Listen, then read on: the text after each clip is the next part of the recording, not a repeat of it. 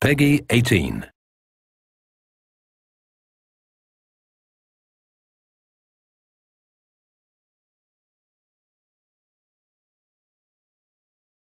Once upon a time, a Soviet war helicopter entered Allied territory.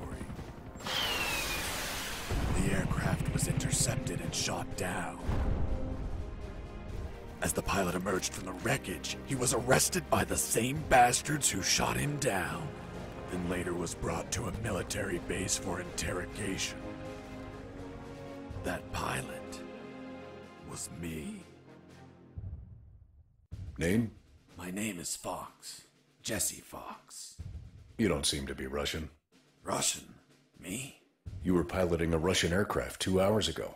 I also drive a Toyota, and I'm not Japanese. All right, Mr. Fox. Before arresting you, I'm obligated to write down a report with your version of the facts. So tell us what the hell you were doing in that heavily armed Soviet helicopter. It's a long story.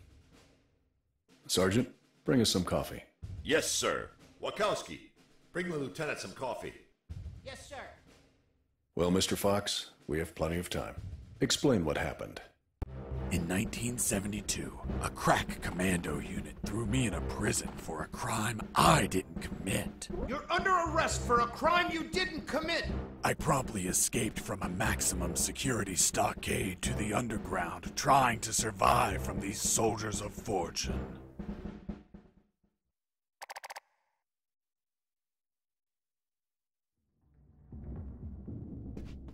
Let's start from the beginning. How did you escape from that cell? Piece of cake. I just had to write a note. A note? Where'd you get the paper from? I used toilet paper. I see. And how did you find a pen? A pen? I was in a dirty, grimy cell, not in an office. I wrote the note with a rusty wire, using my own blood as ink.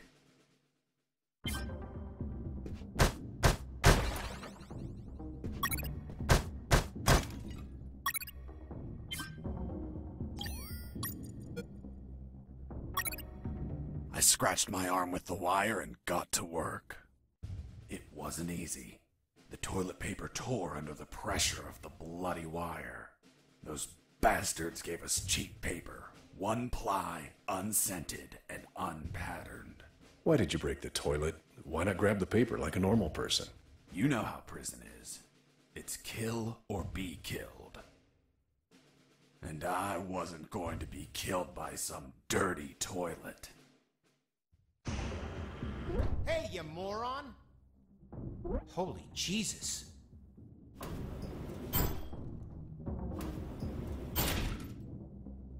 You schmuck. Do you really think I'd be stupid enough to kill myself? Kill myself? Ugh.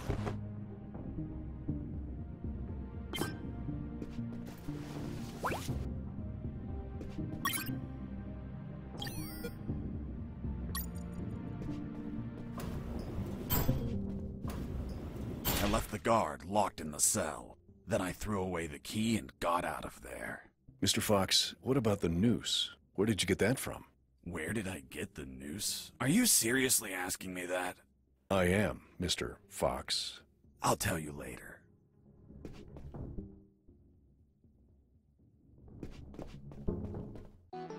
When leaving the cell, I found myself in a prison yard surrounded by some buildings.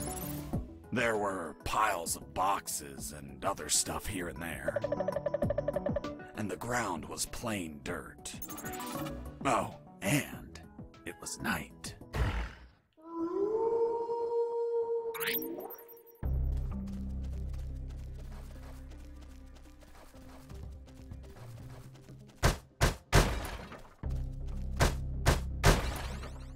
That box contained some filthy cloth scraps. I made some handy bandages to prepare for when I would get wounded. Bad news, dirty cloth rags don't heal you. They just stop the bleeding, and I ain't got time to bleed. Good news, I could reuse these rags as much as I wanted. Good dirty cloth is hard to come by.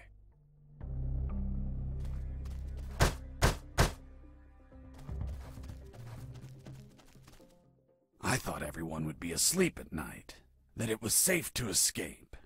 I was dead wrong. I noticed the presence of one guard on the night shift.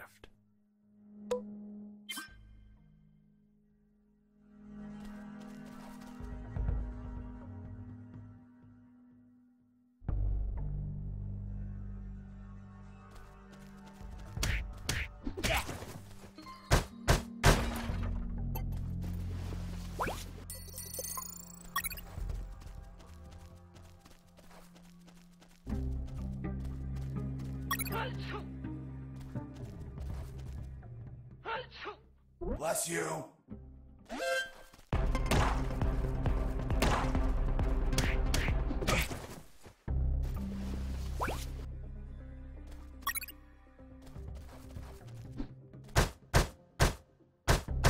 Why did you keep punching those crates? What did you expect to happen? Nothing in particular. Then why this gratuitous violence? I don't know. I suppose I got lost in the moment. You know, for being imprisoned for a crime I didn't commit.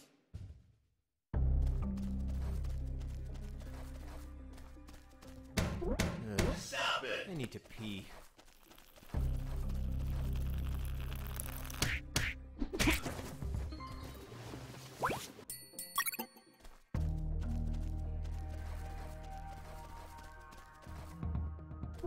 Hey, over here. Hello? You talking to me? Affirmative.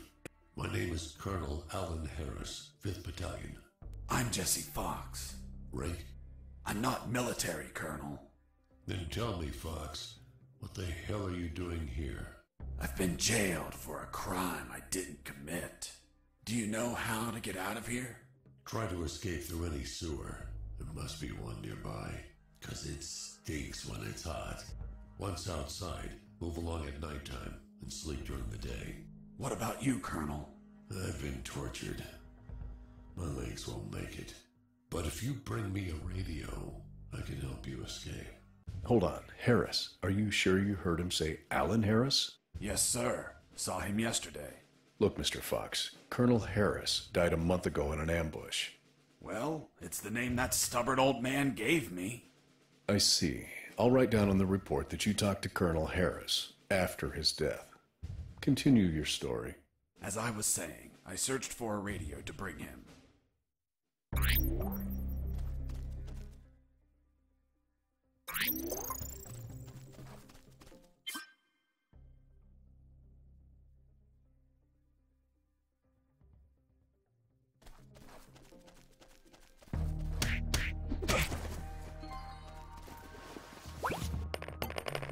I took a coin off the guard.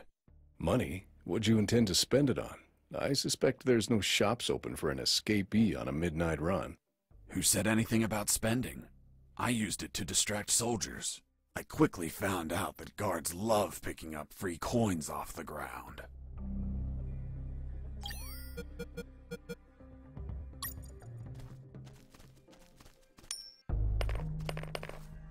Hey, a coin!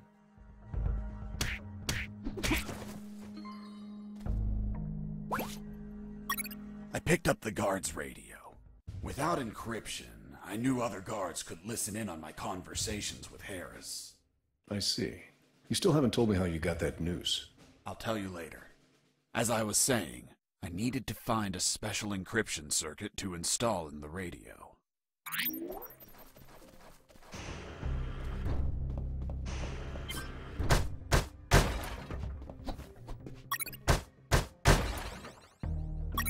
I had the circuit. I just had to attach it to the radio.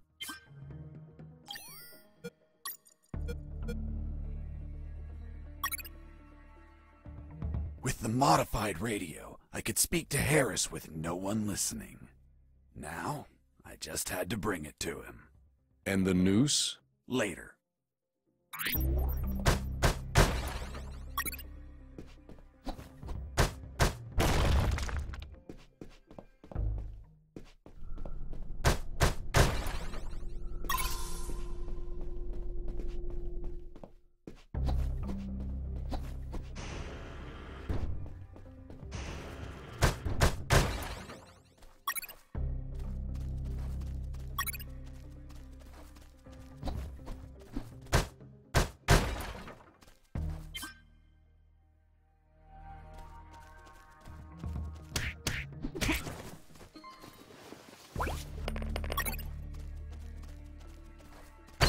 I heard something. What was that? Mike! Are you...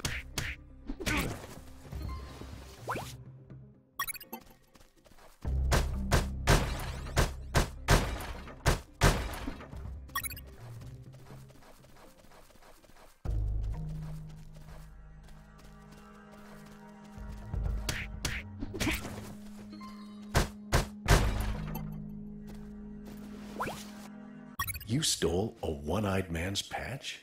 A one-eyed man that would shoot me without hesitation. Because it was his job. What you did was macabre and suggest you might have a fetish. Holy Jesus. Well, that patch turned out to be handy to create a lethal weapon.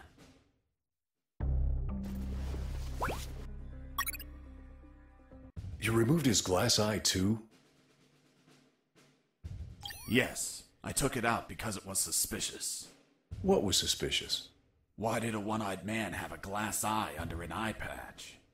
He'd be using a patch or an eye, but not both. Maybe the eye was some sort of secret device. I kept it just in case.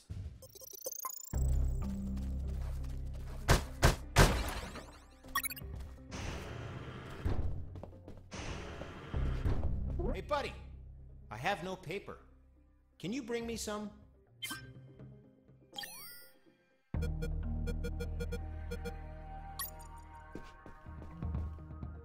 Here you are.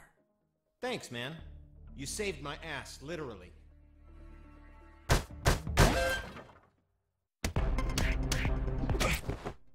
You broke down the door and attacked a guard while he was on the toilet?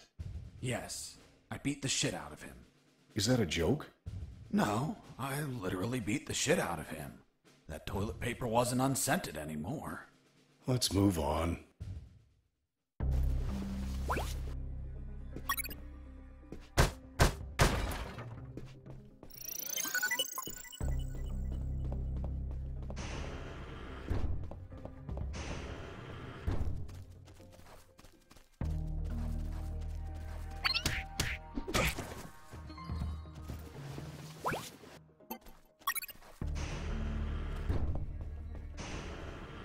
I ran into a guard as I went in.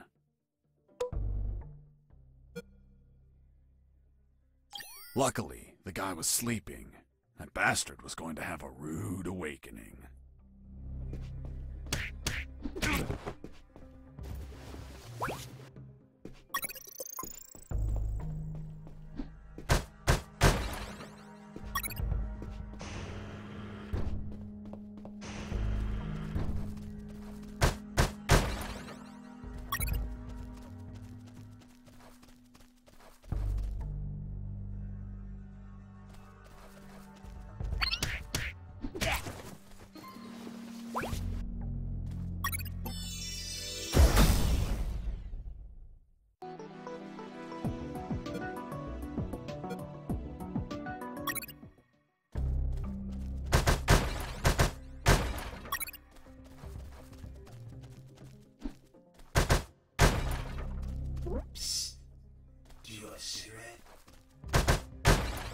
With those first aid kits, I could disinfect and heal my wounds. Good news, those kits stopped any bleeding and also healed my wounds over time. Bad news, once you used them, they were gone.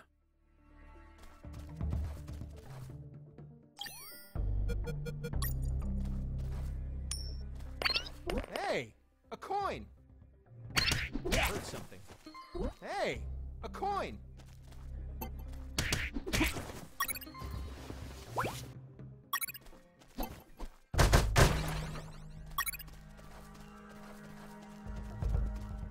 Psst. Do you want a cigarette? Thanks, dude. Hey, do you have a light? Thanks, dude.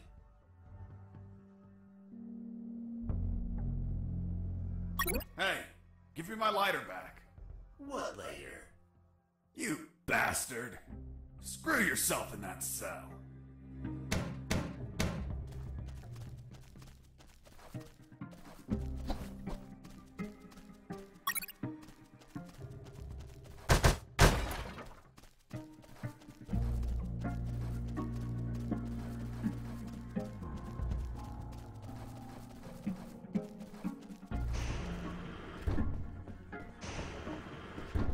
Hey, bro, help me. Get me out of this hole. If you're in a cell, it's because you committed a crime. And I don't free criminals. But you're a prisoner too. I've been imprisoned for a crime I didn't commit. Fuck you. Hey, friend, I'm also innocent. That's what they all say.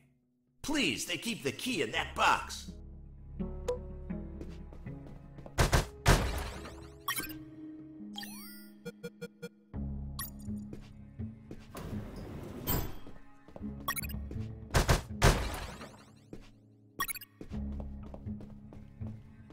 Hold on, I'm opening it.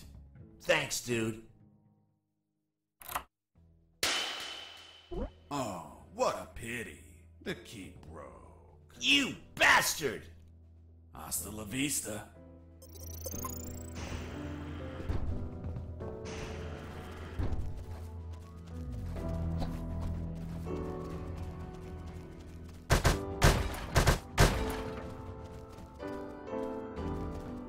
Hey, Mike, can you tell them again?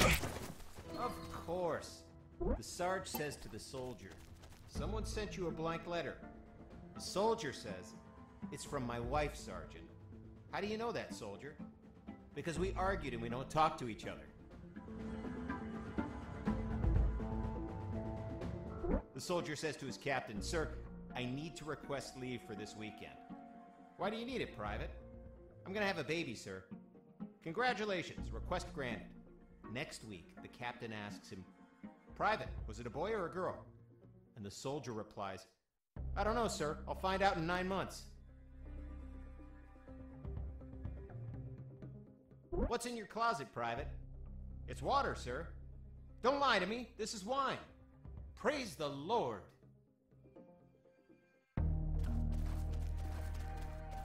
I reached a special place where I found something. What, Mr. Fox? It was... what was it? Damn, I can't remember.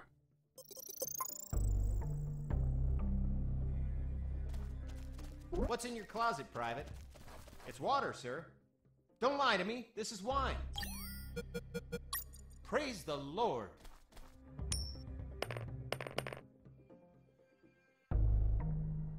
Hey, a coin. You're not going to pick it up, right?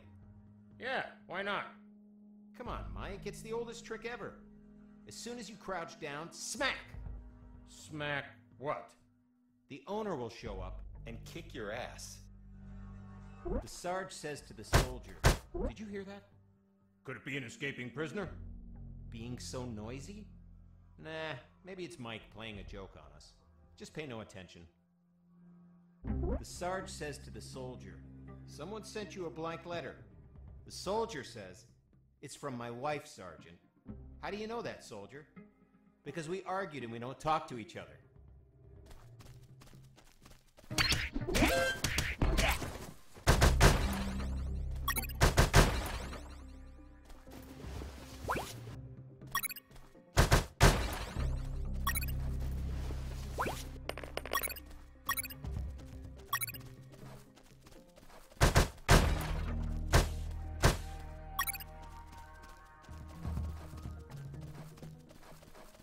Here you are, Colonel. A radio. I've modified it to encrypt the signal. Oh, good job, son. Do you have another one for you? Not yet. I'll call you through Channel 1 as soon as I find another. Good luck, son. And Godspeed.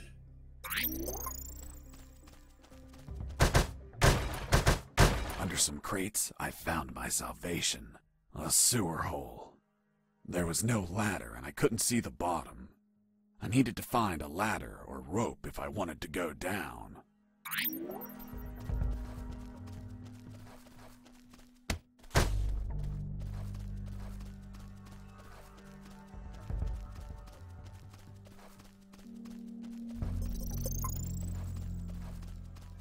Oh yeah, now I remember.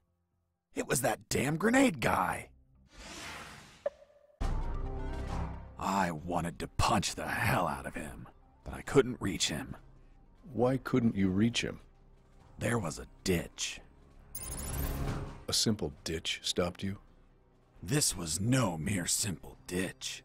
It was full of tentacles and blood-stained spears that moved up and down, and bony arms that tried to grab me, and deadly lays. Okay, Mr. Fox. I get it. You couldn't reach him.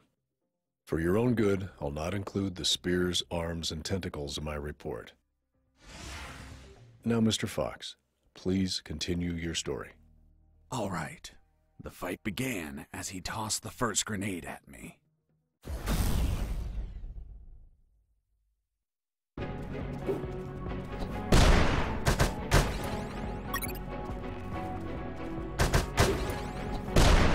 And tell me, Mr. Fox, if you could not reach him, how did you manage to beat him? I created a weapon with the stuff I had on me.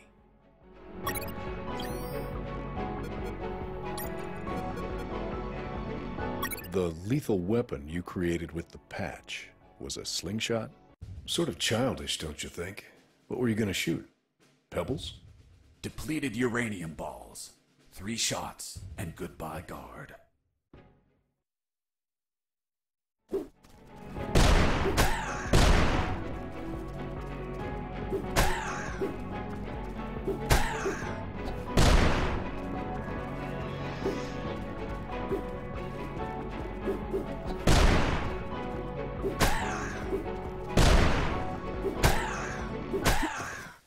Boss defeated.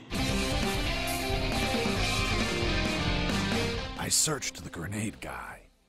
Wait, wasn't there a ditch? I used the bridge. What bridge? But you told me you couldn't cross the ditch. Because I didn't see it at first. I was completely focused on my opponent, the grenade guy. I see.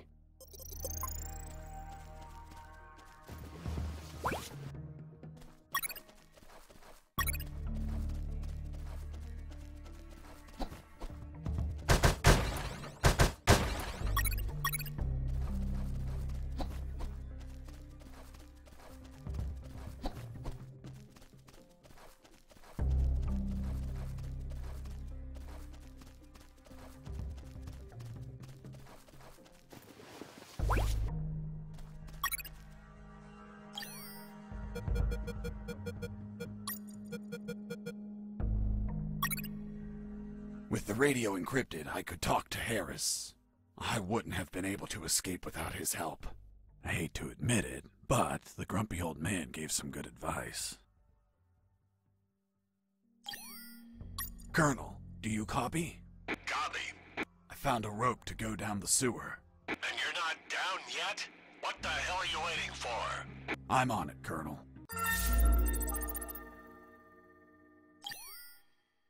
Colonel, do you read me? Loud and clear, Fox. How are you captured? We were heading to Cantor, a neutral zone, when we were ambushed. No one else survived. I doubt anyone back at base expects me to be alive either. Colonel, do you copy? Affirmative. Did you already go down the sewer, son? Not yet, Colonel. Hurry up. We don't have all night.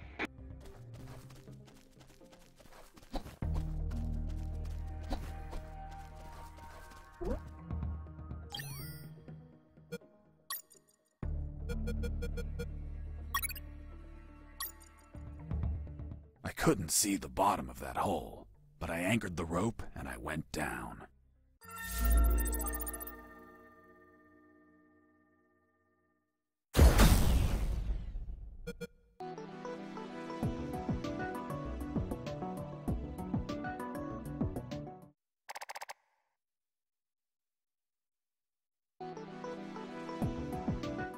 I anchored the rope and went down into the pitch darkness.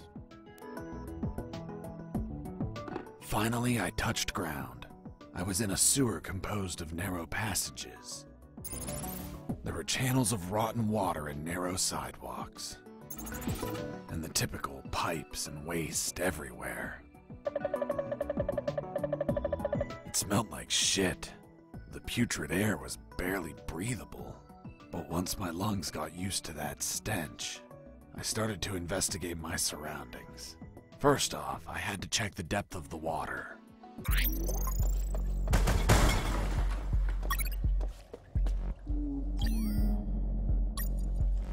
I dipped the severed arm in the water to calculate the depth. As soon as I did, it started shaking. When I pulled it back out, there was nothing but bones. I couldn't explain what I saw, but my instincts told me this water might be dangerous. I'm not gonna lie, I had trouble getting where I needed to go. In fact, I had to build a floating platform to get through. Worse yet, everything down there was out for my blood.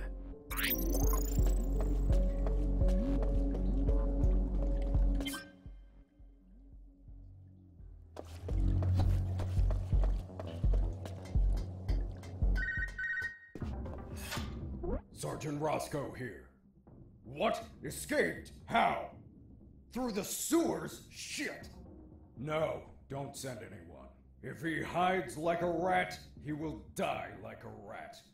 Switch on the shredders.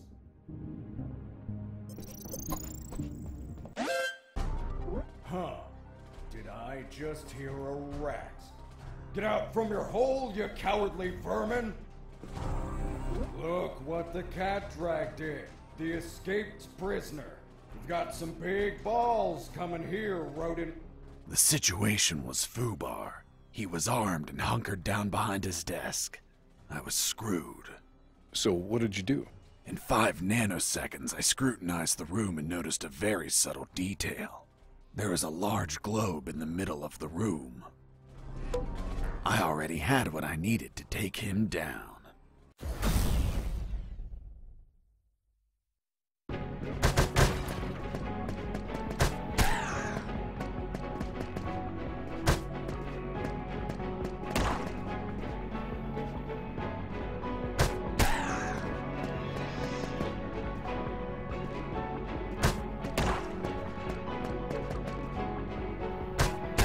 Pissing me off!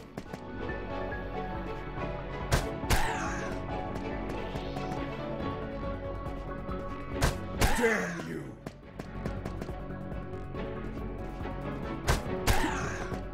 Boss defeated.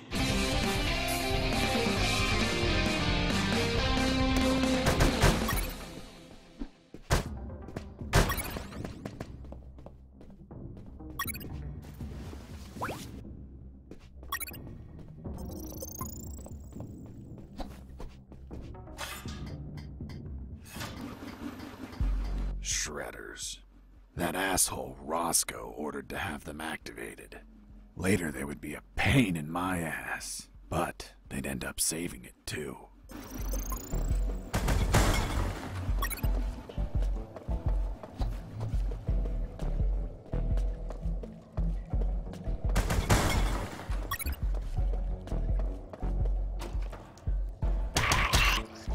Hold on, Mr. Fox. What exactly did you say attacked you?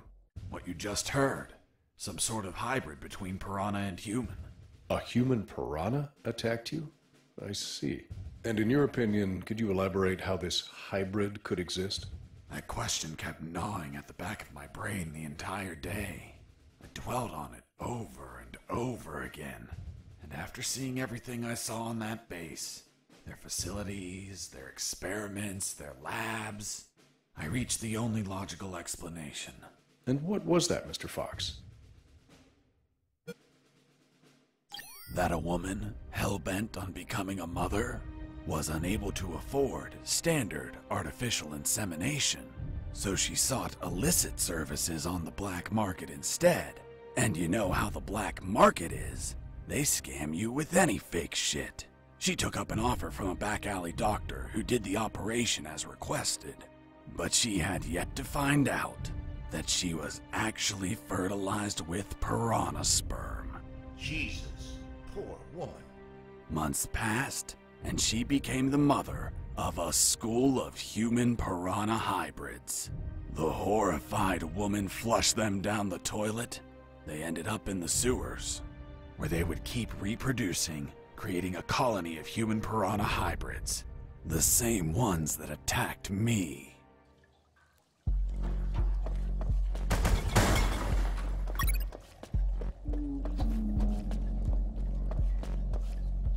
As I proceeded down the sewer sidewalk, I noticed a path nearby I couldn't reach. Why not? It was across the sewer water. What was the distance to the other side? Around 10 yards. Hold on. Weren't those channels narrow? You're contradicting yourself, Mr. Fox. That's because the sewer fumes were psychotropic and messing with my senses. I see. I realized I needed something to cross to the other side.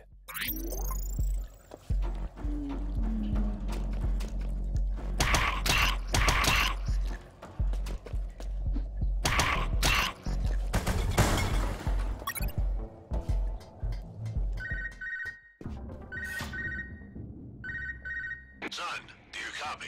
Copy, Colonel. I've been trying to contact you.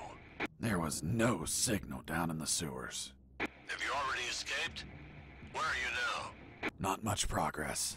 I should still be near the prisons. Are you kidding me, Fox? You're still too damn close. You need to travel farther before coming topside. I know, but there are sewer channels blocking my way. Then build something to cross them, Fox. Find some materials. Where are you exactly? I think I'm in the office of some sort of officer. You should search for classified files about Operation Jericho. Take them with you. They're up to something. I don't know what. We must find out.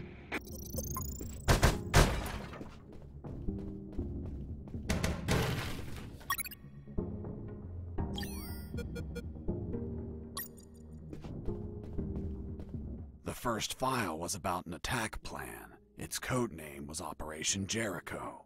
I couldn't find many details because it was encoded, but anyone could understand a chart about casualties. Its lines went all the way to the top. Colonel, do you copy? Copy. I found some documents. Operation Jericho. Looks like it talks about an attack plan? Attack? Against what, son? I have no idea. It's encoded. I'll keep searching for more documents, Colonel. Operation Jericho is a rumor only known by a few officers and, of course, the enemy. How did you find out about it, Mr. Fox? As I told you, Colonel Harris asked me to search for files about it. The deceased Colonel Harris? Yes. I had the feeling that this officer didn't believe anything I was saying. It's understandable. I don't believe you either. Oh, really? Well, Miss Incredulous, why ask me to tell you the story? Well, I like the way you tell it. And since there are no theaters here. Great. So, what was Operation Jericho? Turns out that location was actually a clandestine base, with a company codenamed X-Army, commanded by someone named General X. They were planning a large-scale attack against Allied posts. And that plan was? Be patient. That comes later. Hey! Don't be like that. Come on, tell me. The officer that was taking my statement was also curious about what I knew. And what exactly do you know about Operation Jericho, Mr. Fox? That it was a hell of an operation. Harris and I knew the details thanks to the files we found. Correction, I found. Again, how much did you exactly find out? Let me continue. You'll find out later.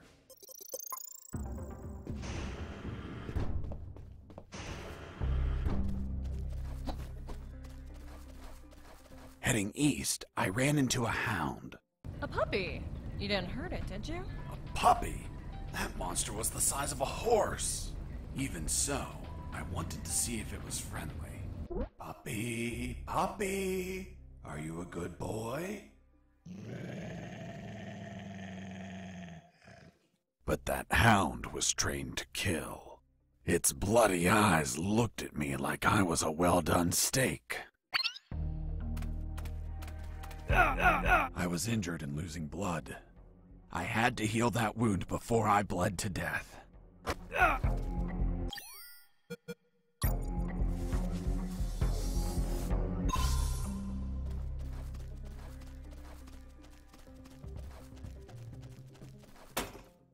Who's there? Damn cat. Who's there?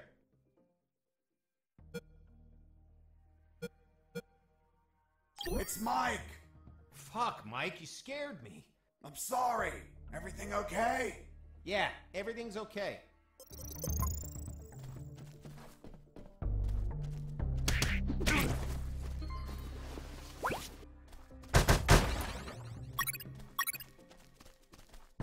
Heading south, I ran into a couple of trucks. That was my big chance to escape. But first, I had to get rid of the guards.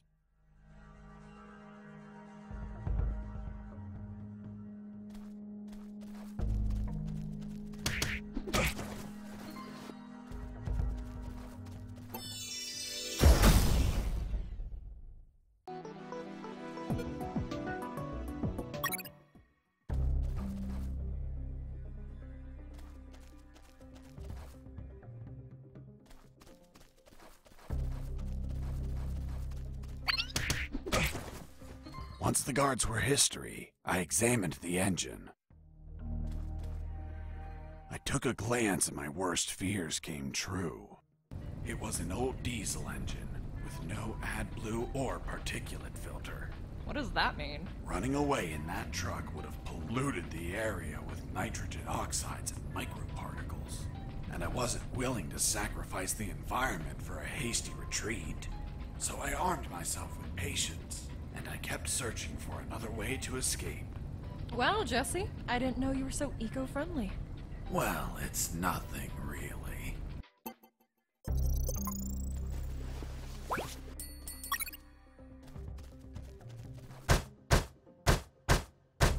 Die, truck!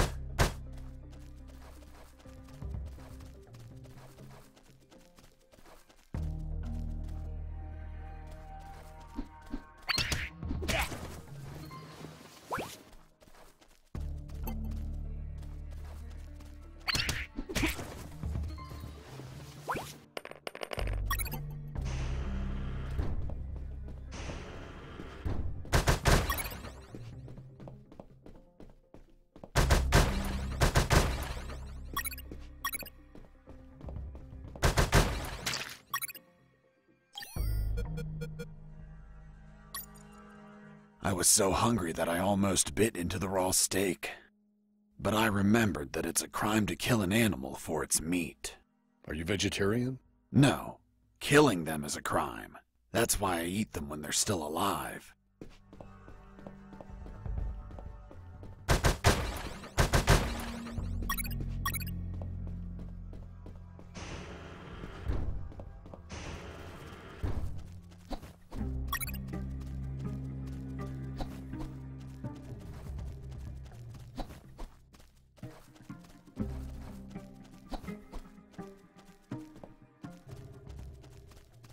Mr. Fox, I'm still waiting on an explanation for the noose. Later, officer.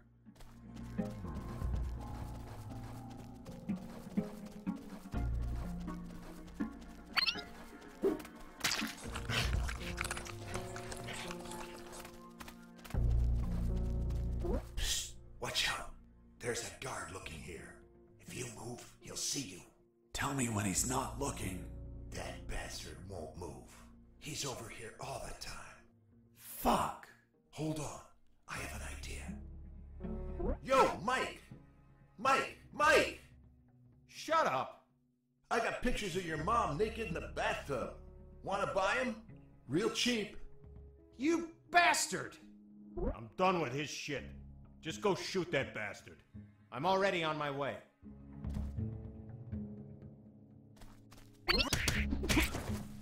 Nice. Thanks for the help. Thank you for knocking out that dick. By the way, name's Jesse Fox. I'm Mike. Hold on. Don't tell me the prisoner was also named Mike. No. Hold on. It wasn't Mike. I'm Robert. Let's see if I can get you out of here, Robert. Thanks, Fox, but no. If you escape, they'll shoot you. But I'd rather be jailed than buried. You don't have a radio, do you? Hold on. I'll get one for you.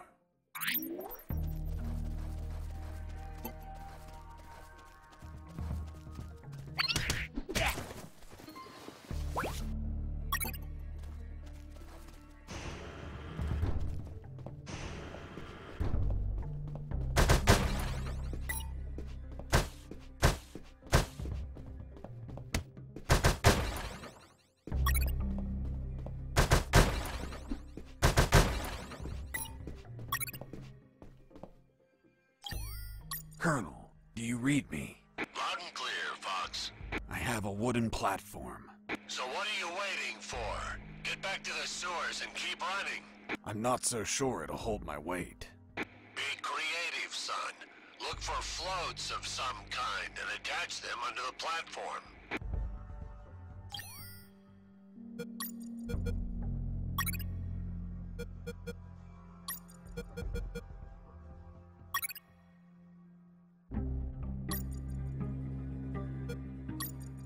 After making the platform, I had what I needed to cross the sewer channels to freedom.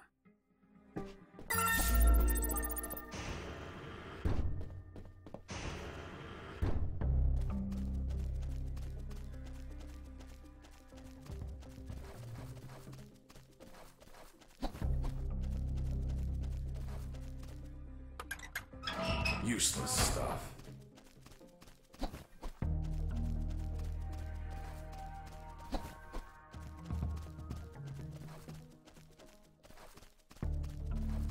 Psst. Hey, Robert. Did you get that radio? Yeah, here you go. Thanks, Fox. I'll call you if I find out anything. If you want to talk, use channel 2. Okay, now get out of here before the guards show up.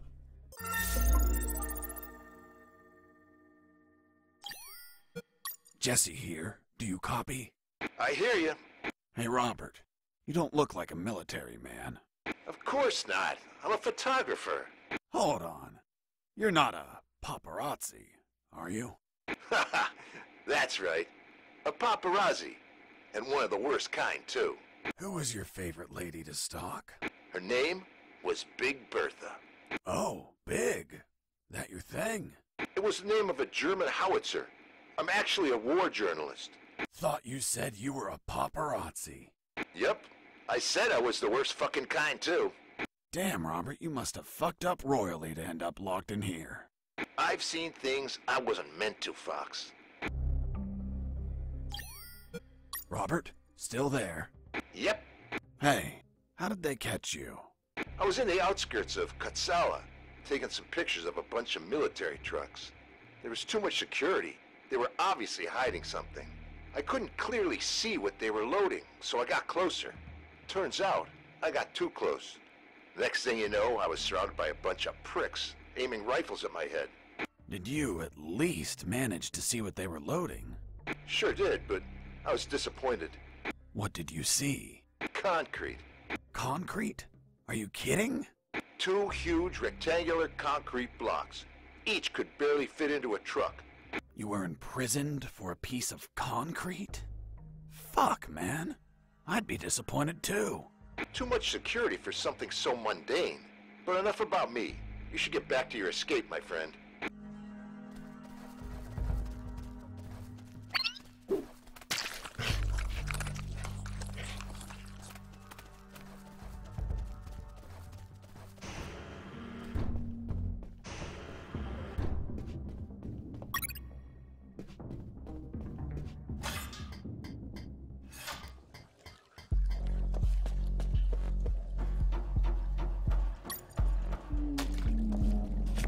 Hold on, Mr. Fox. The platform just vanished.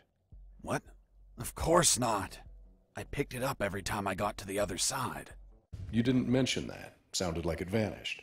Well, I didn't feel like I had to mention something so obvious. Then should I write down that you picked up the platform every time you used it?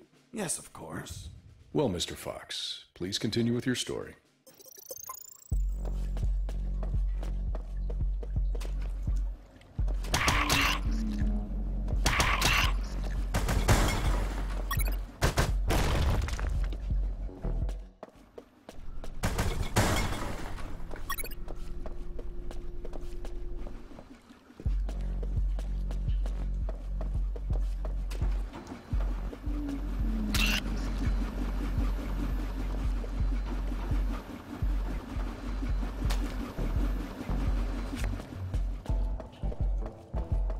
Mr. Fox, the noose.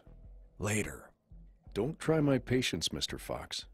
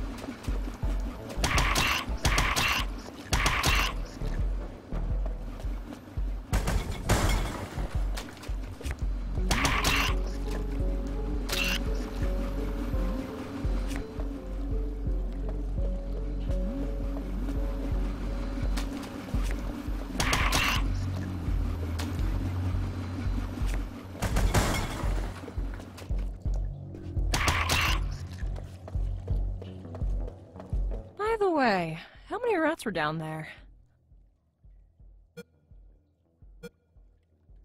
None that I remember, but there were squirrels. Squirrels? In a sewer? That's right. Turns out, the bastards there don't like normal pets like cats or dogs. They go and buy exotic pets. You know, squirrels. Eventually, their owners get bored of them, and they're flushed down the toilet to drown and die. But 1 in 10,000 mutates and it survives. Then it multiplies. Soon, the sewers are completely infested with mutant killer squirrels. It was horrible. Felt like I was a giant acorn.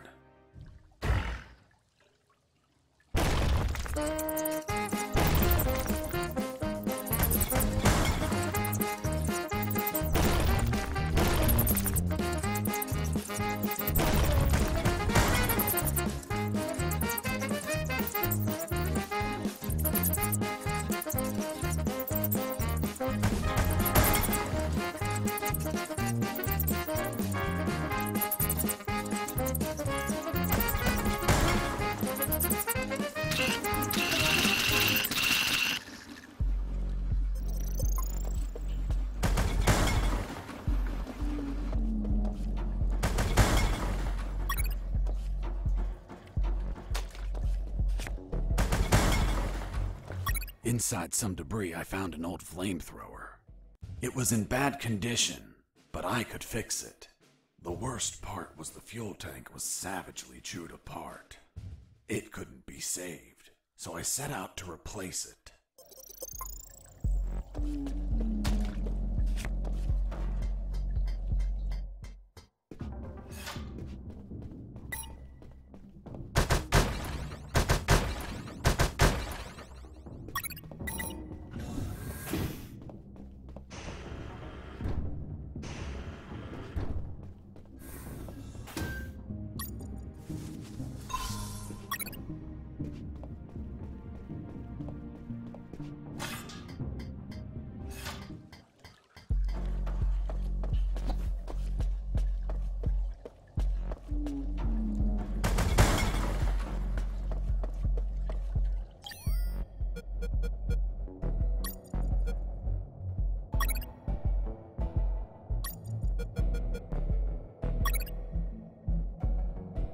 After the repairs, my flamethrower was ready. The tubes were covered in rust, so I took great care to avoid overheating it.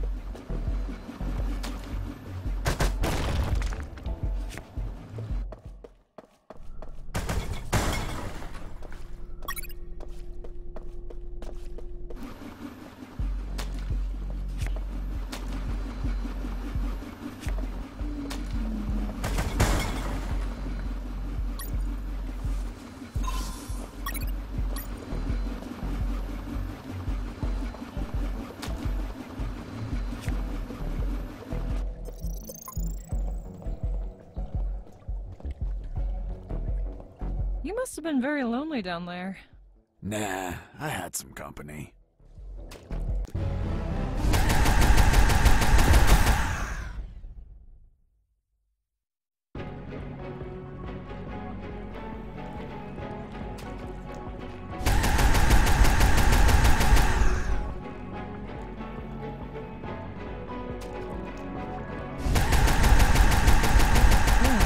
And that thing had tentacles? Well, now that you mention it...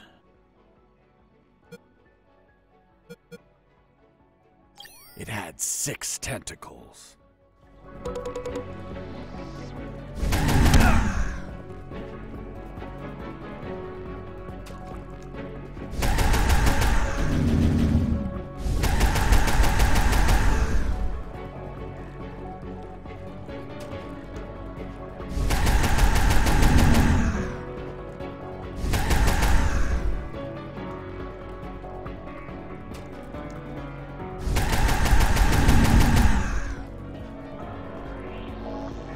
Nearly had that thing dead, but then my luck turned south.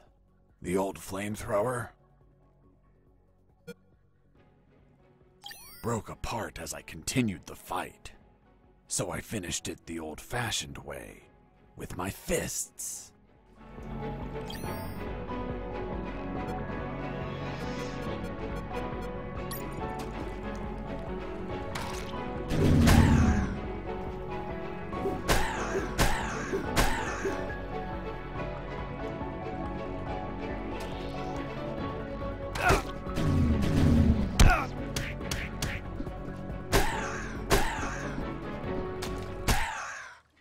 Boss defeated.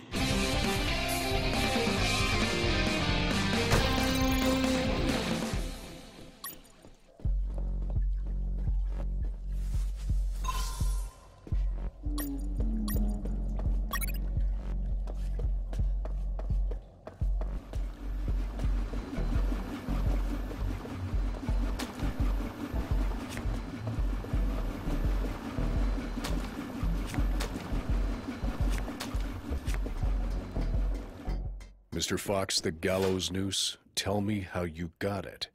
I'll tell you later. Enough! You've tried my patience, Mr. Fox. Tell me right now how you got that damn noose, or I'll kick your ass and throw you in isolation. Okay, no need for that. I was just about to tell you.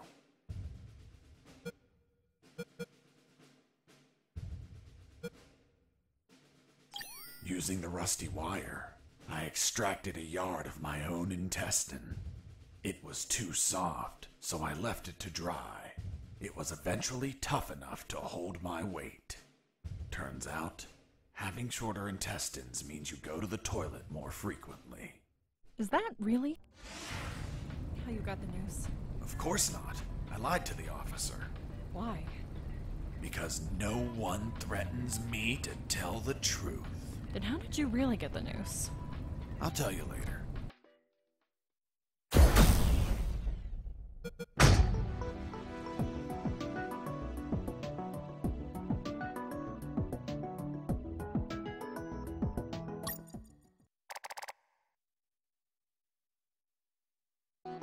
The light at the end of the tunnel was not the jungle I was hoping for.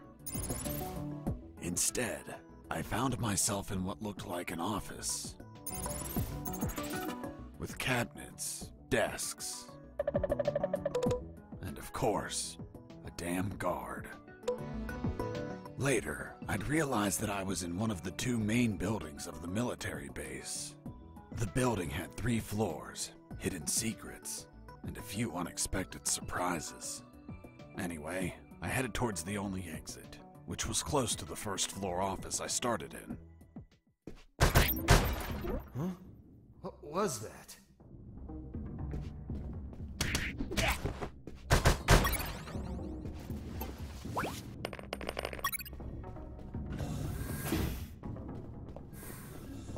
In the beginning, I didn't know exactly where I was, but I knew for sure I wasn't outside. Now that I could get a signal, calling the colonel crossed my mind. But I realized I didn't have much to report. Speak of the devil. Breaker, Fox. I'm here, Colonel. For the love of God, where have you been? I thought you were dead. As I said, Colonel, there's no signal in the sewers. Give me a sit rep, son. My report. After crossing a mile of smelly, mutant-infested shit streams, fighting thousands of rodents and nearly being torn apart by some shredders, I managed to get out of there, and I'm still in this fucking military base. Don't lose your marbles, son. You have plenty of nighttime and they don't know your location. Take advantage of this and get the hell out of there.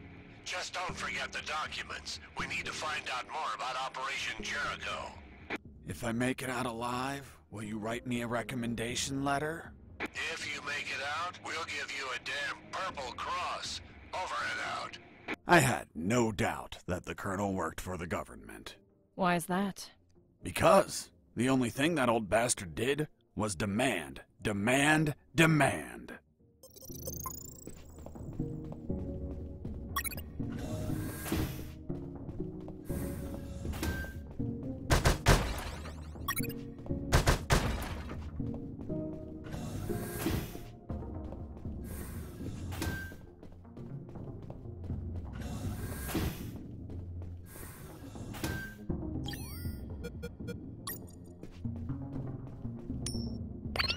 Heard something.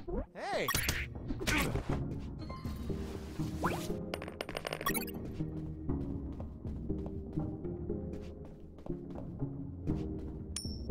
Hey! A coin!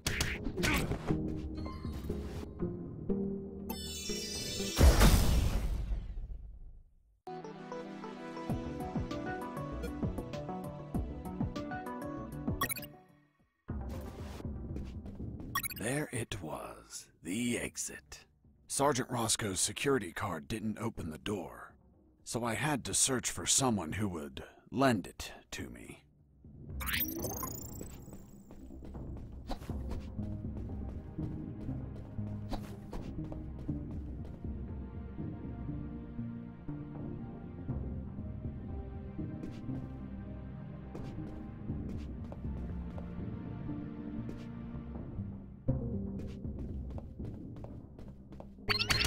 Heard something.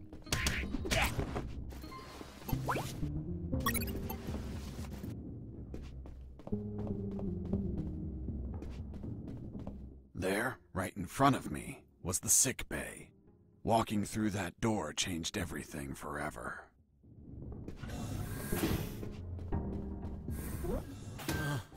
It's him. It's the prisoner that hit us. It turned out that all the guards I knocked out were brought to the sick bay, and some were still there.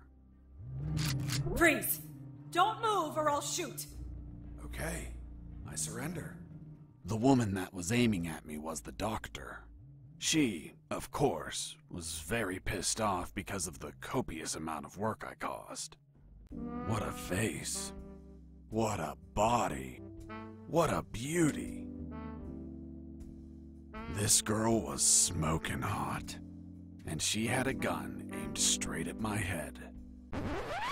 At that distance, I couldn't do anything to neutralize her. I had to improvise.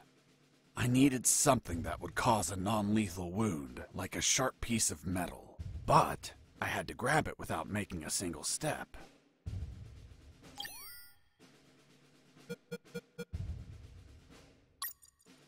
Have you ever had a gun pointed at you? Your adrenaline skyrockets. You react on instinct. Everything happened so fast that the doctor had no time to react. In one swift movement, I took the wire, looked deep within the doctor's eyes, and I stuck it in my chest. What the hell did you just do? I just hurt myself. Are you nuts or what? Now you can't shoot me. What do you mean? You just made it easier for me. According to the degree on your wall, you're a doctor. The Hippocratic oath you took as a doctor forces you to aid your patients, and also forces you to cause patients no harm. I've been injured in a sick bay. Your sick bay. Therefore, I'm now your patient. And I'm forced to assist you. You bastard! Yeah, been called that plenty of times. By the way, I'm bleeding. Fine. I'll heal you. Then you get the hell out of here. Done. It's no longer bleeding. Thank you, Doctor. You're welcome. By the way, Hey, what was that for? that's for all the extra hours. I'm working because of you. It's just as well that you didn't kill anyone. Kill someone? Me? Do I look like an assassin? After arguing for a while, the doctor and I reached an understanding. I would not kill anyone, and she would help me escape. You'll find my access card in my jacket. There are first aid kits in the closet. Take some. If you shoot someone, use them so they don't bleed to death.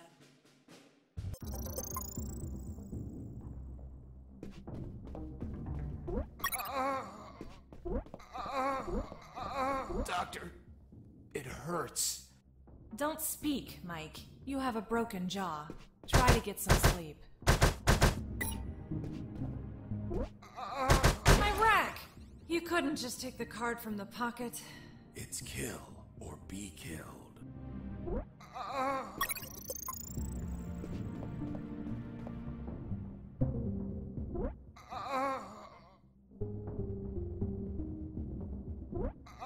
My sight's still fuzzy, Doctor. That's expected. You got hit pretty hard. But it looks like your eyes will recover.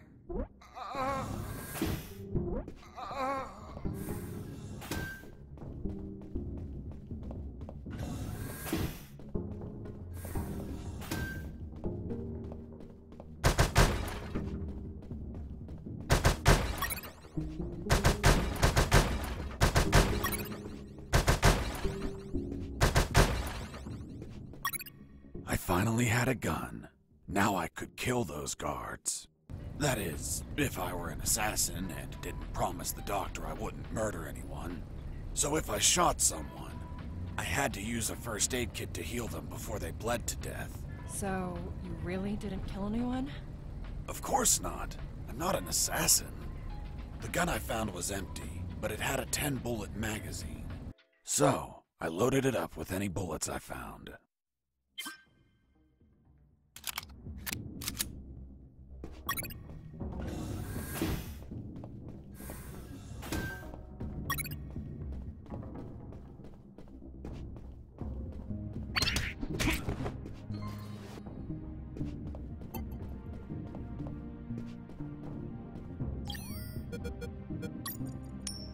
Hey!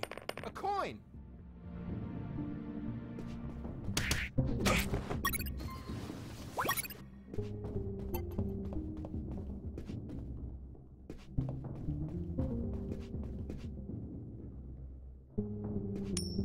Hey!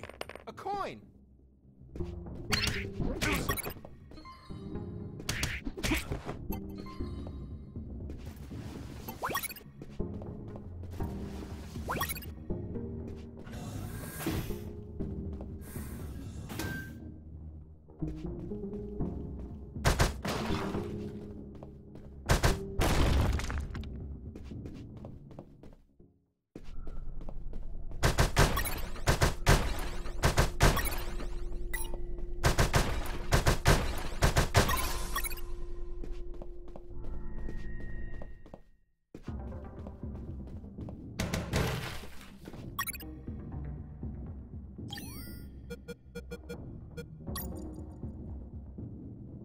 The second file of Operation Jericho was a compendium of coded numbers.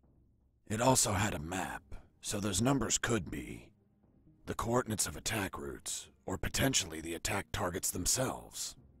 The first file was about an attack plan. Its code name was Operation Jericho. I couldn't find many details because it was encoded, but anyone could understand a chart about casualties. Its lines went all the way to the top.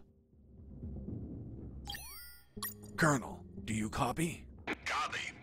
I found more documents. They look like a list of coordinates. Coordinates of what? This document is encoded as well. I don't know what the coordinates are for. Huh. They could be strike targets. Those bastards could be planning to attack us.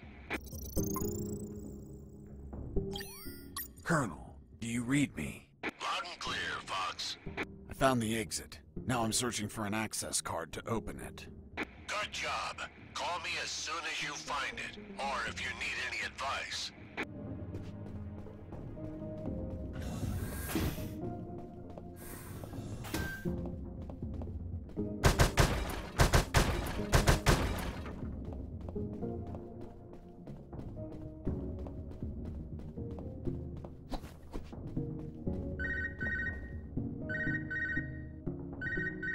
This is Jesse Fox. Over.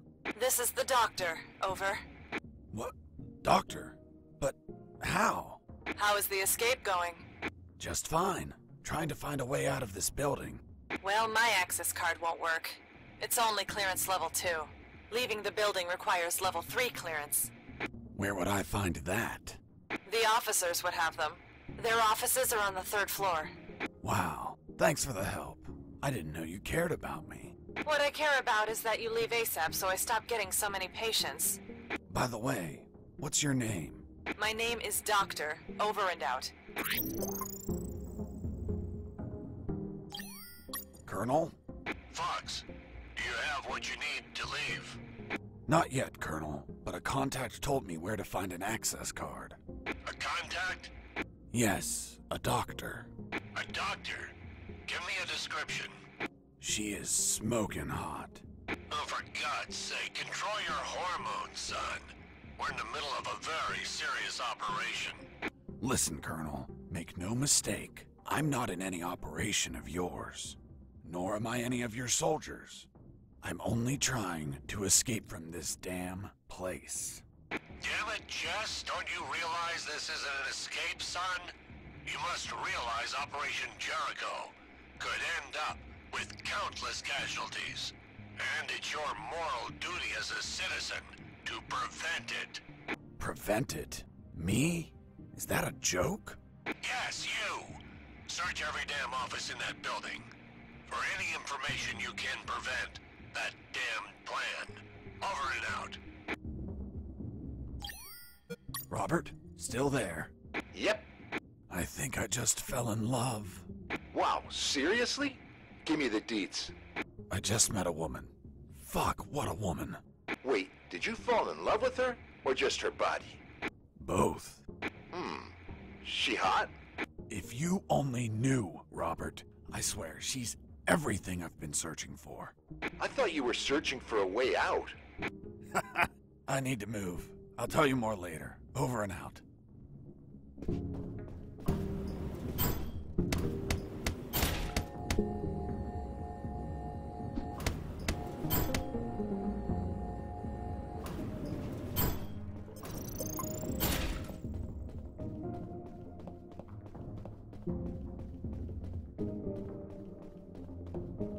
Thermal sensor. Those thermal sensors had a detection angle of 90 degrees, and would sense the heat of my body like the Predator. They obviously wouldn't detect through the tall brown boxes in the facility, so I could hide from them like how I've been sneaking around the guards. But the containers weren't everywhere. Any wide open areas were a problem.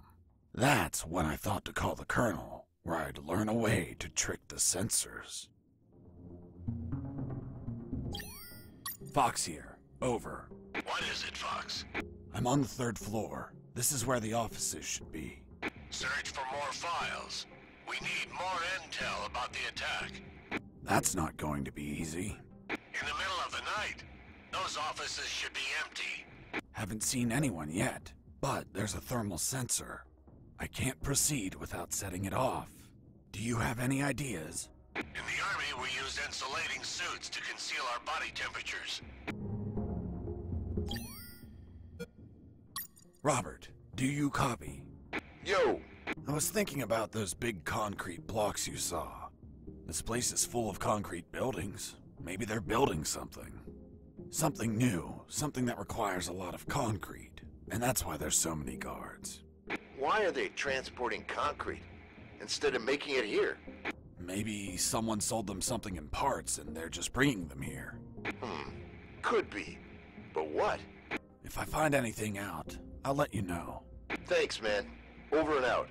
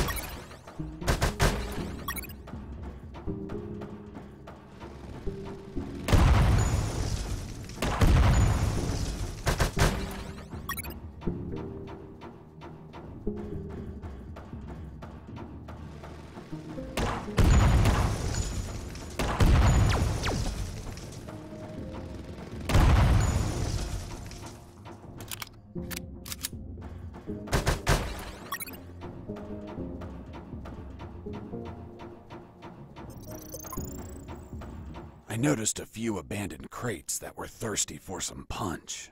They seemed easy to reach. That is, until the containers started to drop.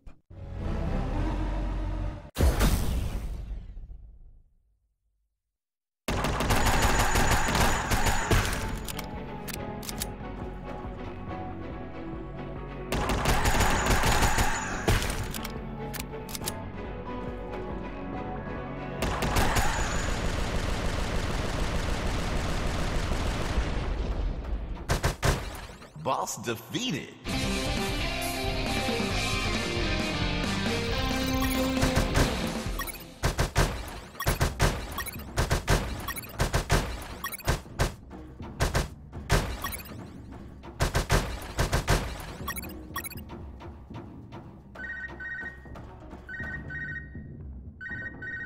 This is Jesse Fox. Over.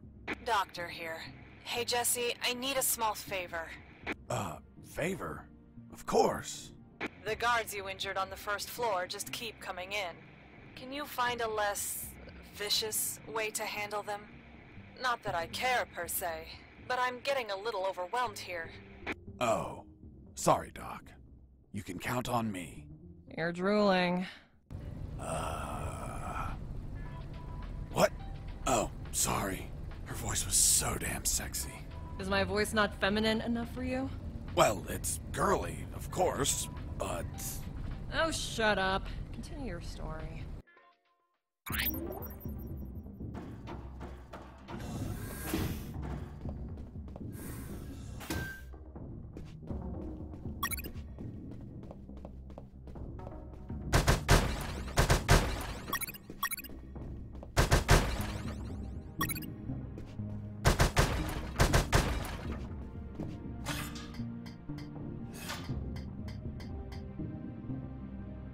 I climbed down into a poky little room that seemed to be stocked with a lot of chemicals.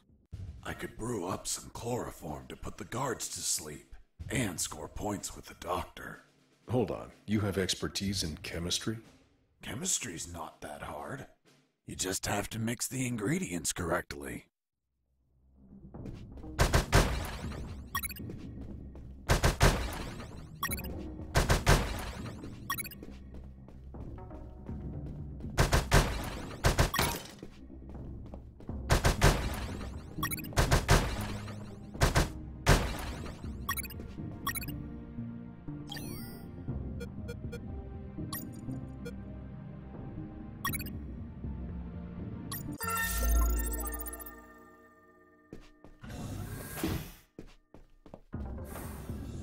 A guard with his back turned was listening to music. It was the perfect chance to test out the chloroform. I just needed to sneak up and put him to sleep.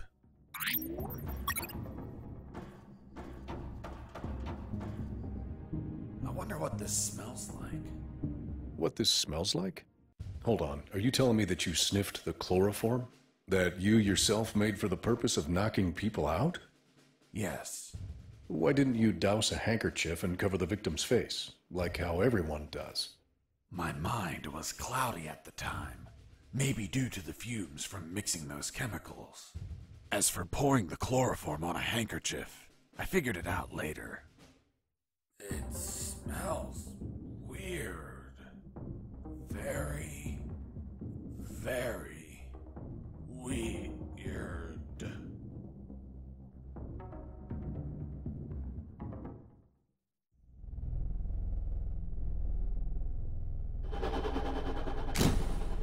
Doctor?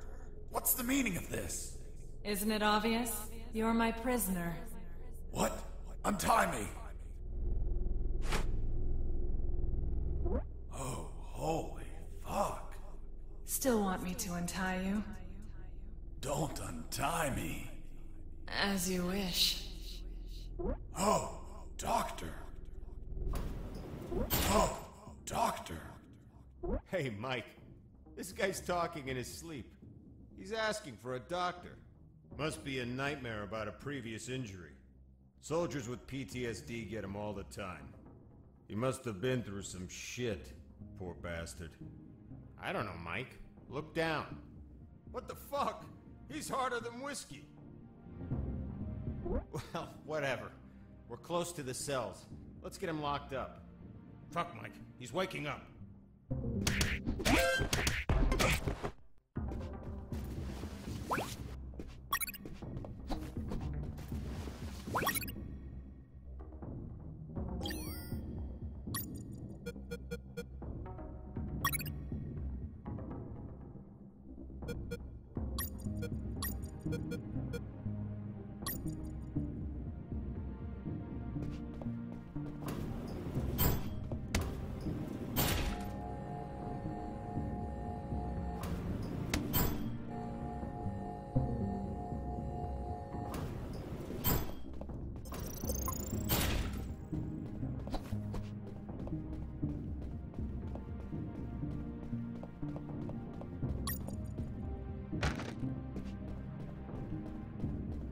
I knew better than to punch while wearing the suit.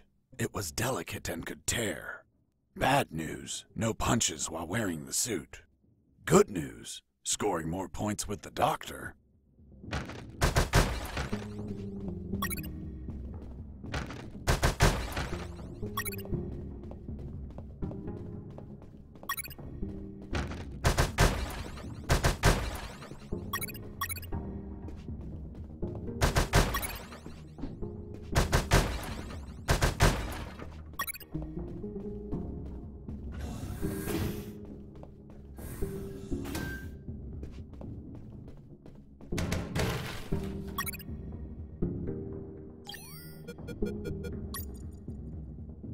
The third file of Operation Jericho was quite revealing. It had a map of the Kantor province with exact coordinates, an ambush plan, and a picture of the colonel with his name under it. Apparently their plan was to kidnap the colonel without leaving a trace. The second file of Operation Jericho was a compendium of coded numbers. It also had a map, so those numbers could be the coordinates of attack routes, or potentially the attack targets themselves. The first file was about an attack plan. Its code name was Operation Jericho. I couldn't find many details because it was encoded, but anyone could understand a chart about casualties. Its lines went all the way to the top. Colonel, do you copy? Copy. Colonel, I discovered a third document. Good job, son. What's on it?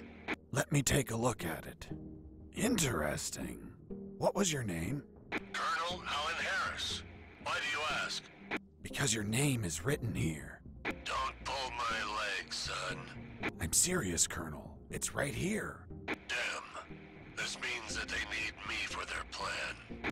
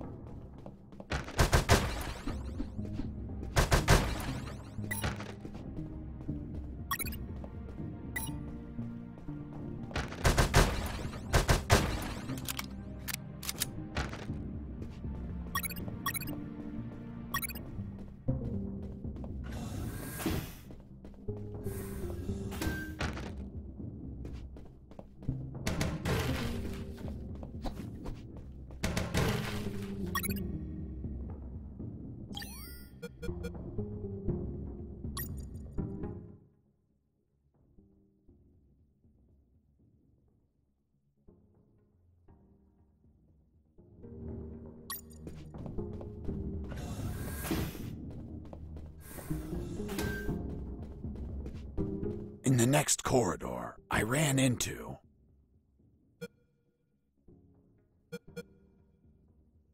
$250 sheep.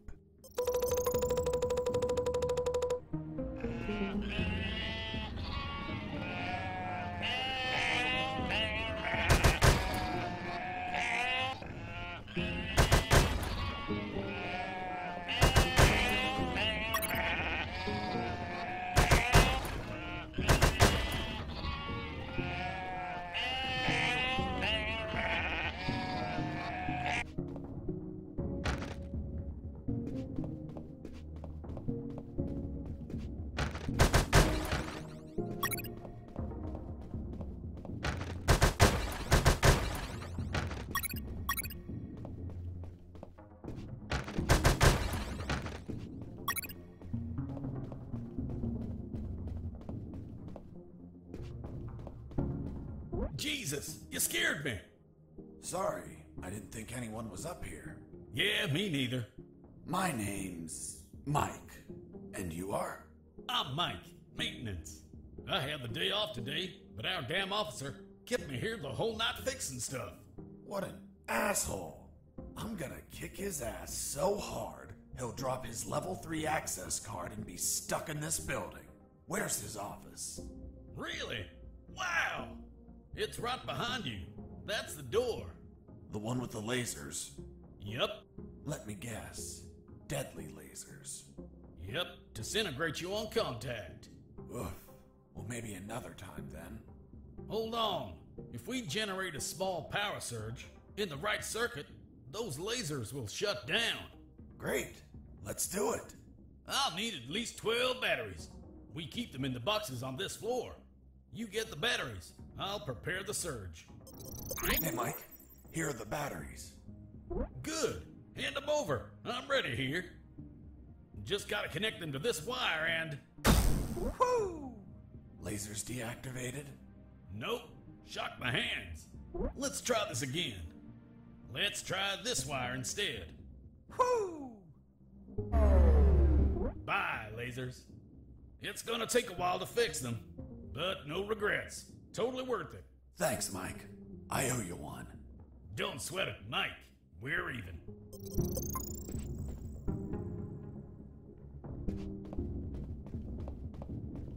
I was finally in front of the office door. On the other side, I could hear someone talking on the phone. Yes? I see. Are you sure about that? Damn! That's high treason! No, that won't be necessary. I'll deal with it personally.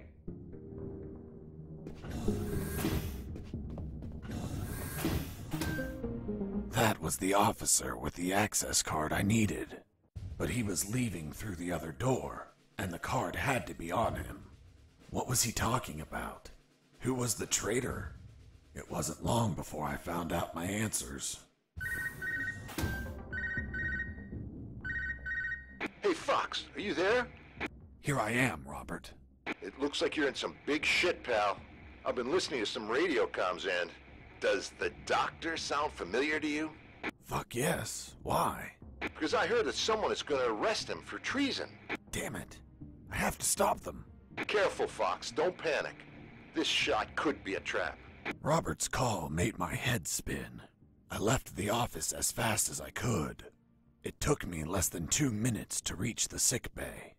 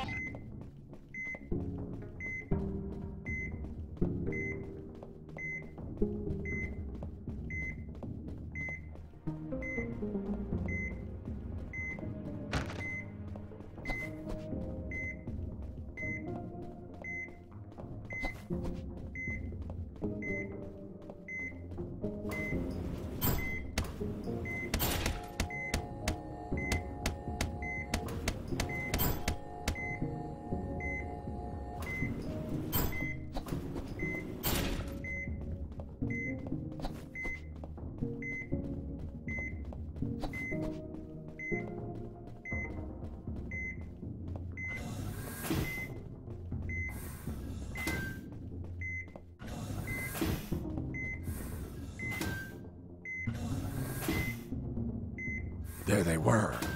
Robert was right. Those bastards were going to arrest their own doctor.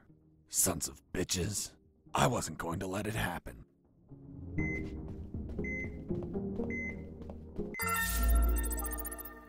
As I got close, I could hear shouting from inside. Then I remembered what Robert told me about being careful.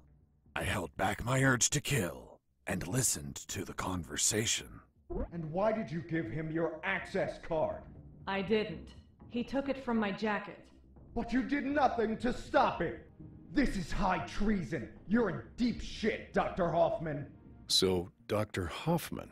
I'm surprised, Mr. Fox. You managed to remember a surname. Well, I had a neighbor named Hoffman. Big German man. Very hairy. He won the lottery and was planning to retire, but his gonorrhea had other plans. Fascinating. Let's return to the story, please. Sure. Where was I? This is high treason. You're in deep shit, Dr. Hoffman. Good. Just testing if you were listening. You want a doctor that has no idea how to fight? Stop a man that knocked out all your guards? Are you really that stupid? Don't you dare insult my intelligence! I know you gave him medical attention. How many wounded have you healed, Lieutenant? I'll tell you, none. Why? Because your job is to be a paper-pushing butterbar. Mine, on the other hand, is to heal and attend to anyone who needs it, even if that person killed my family. Aiding the enemy in this base is treason. My oath has no restrictions on who I must heal. You want to arrest me? Then tell me, Lieutenant, who is going to save the lives of your soldiers if I'm in a cell? You? A man so incompetent that a prisoner is running circles around him? How dare you! Now stop pestering me and get the hell out of my sickbay! This isn't the end, Doctor. You're on thin ice. Man, she's one badass doctor. Shit, they're coming out.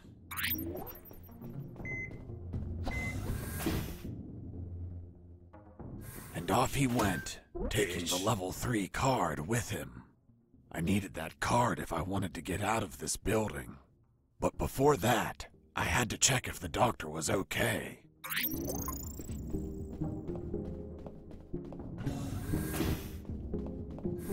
Doctor, are you all right? Why do you ask? I found out you were going to be arrested, so I ran here to help, but I heard people shouting, and I saw those men walking out. That's Lieutenant Marcuson. All bark and no brain. I can't stand that moron. Really? I couldn't tell. But once he speaks to General X, I'll have some serious problems. You've dragged me into quite a mess. Sorry, Doc. I didn't mean to cause you trouble. Yeah, I know. Anyway, thanks for worrying about me. It's what I do. That Marcuson has a level 3 card on him. I'll understand if I see him in my sickbay later. You read my mind. See you around, Doc.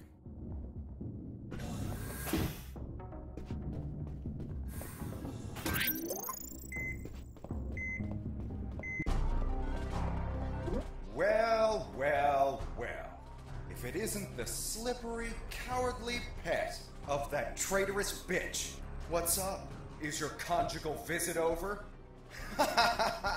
I'm in charge of enforcing curfew, and only I can leave from here. Problem with a building this large? There are too many hideouts for a mutt like you. So, now it's just you and us, mutt. You can't run, and you can't hide.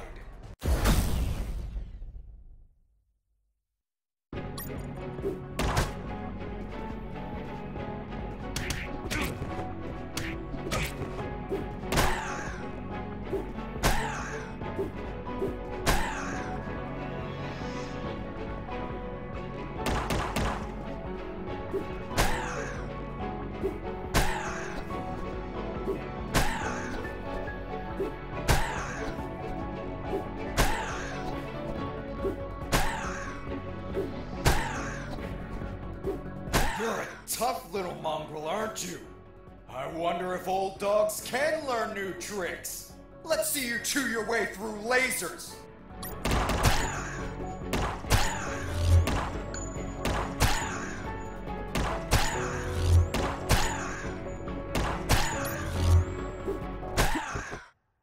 Boss defeated.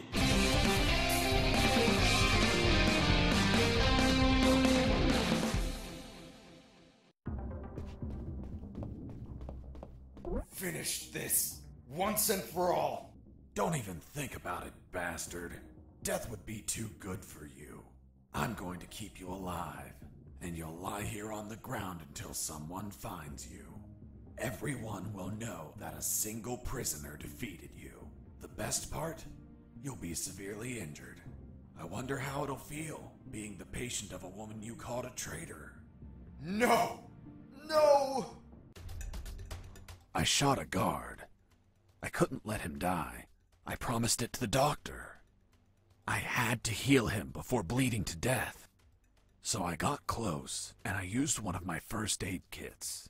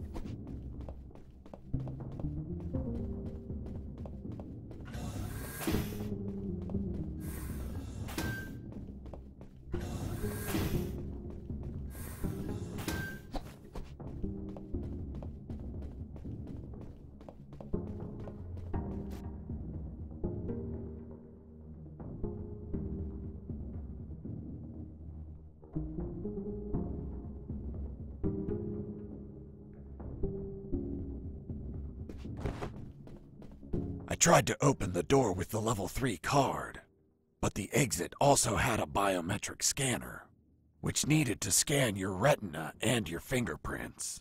In other words, only authorized people could open that door, and I was not one of them.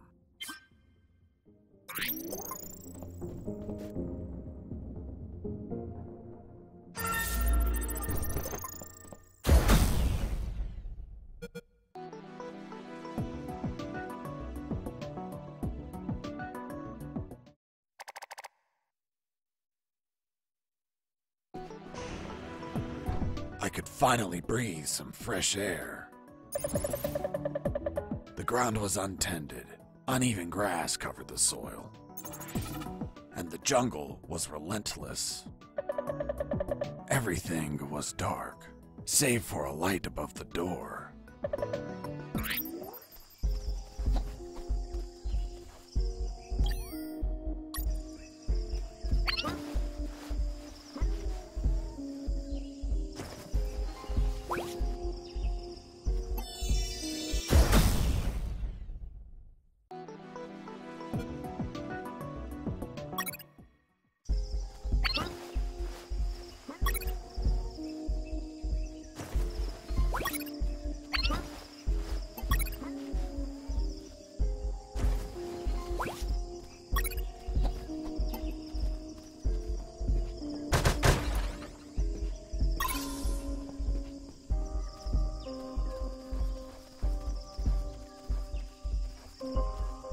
In my escape, I ran into a gang of hounds that were sound asleep.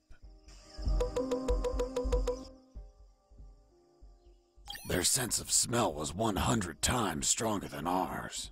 And my stench, a mixture of musty sweat and sewer gas, was an alarm clock. I had to be mindful of which way the wind blew, because I needed to pass between the dogs without my scent reaching their nostrils.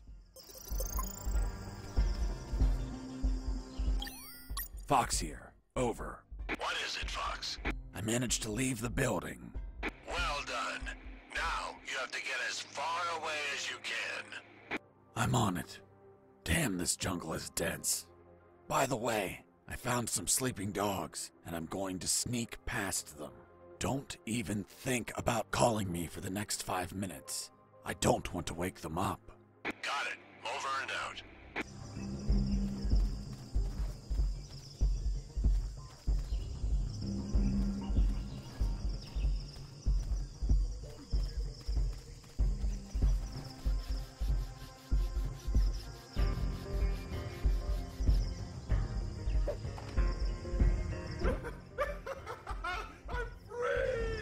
Mike, aren't we supposed to shoot him? No need. Let's make a bet, Mike. How high? How high what? Look! The landmines! Wait! The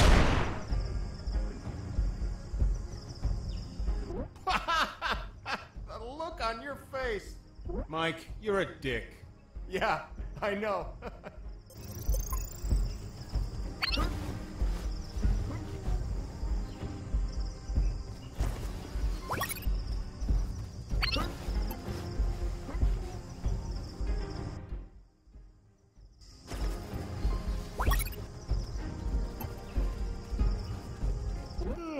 I feel asleep.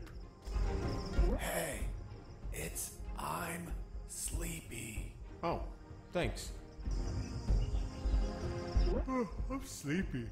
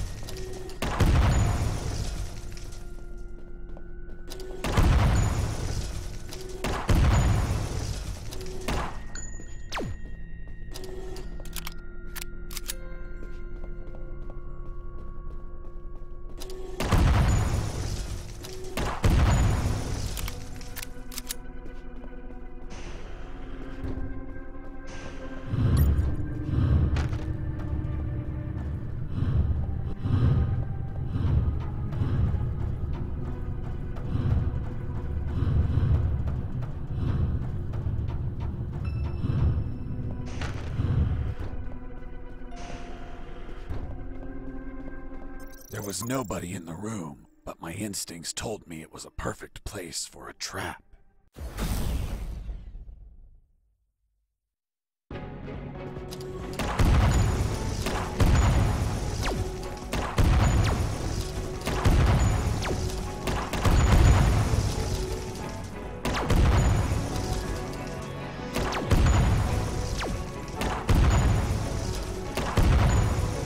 Boss defeated.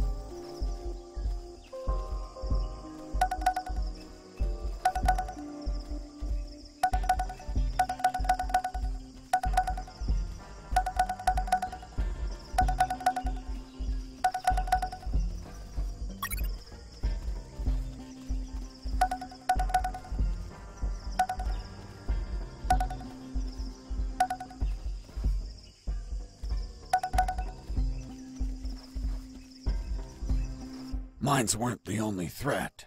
The jungle was home to ferocious hunters. I noticed the presence of giant CC flies fluttering around. One bite and I'd be asleep forever.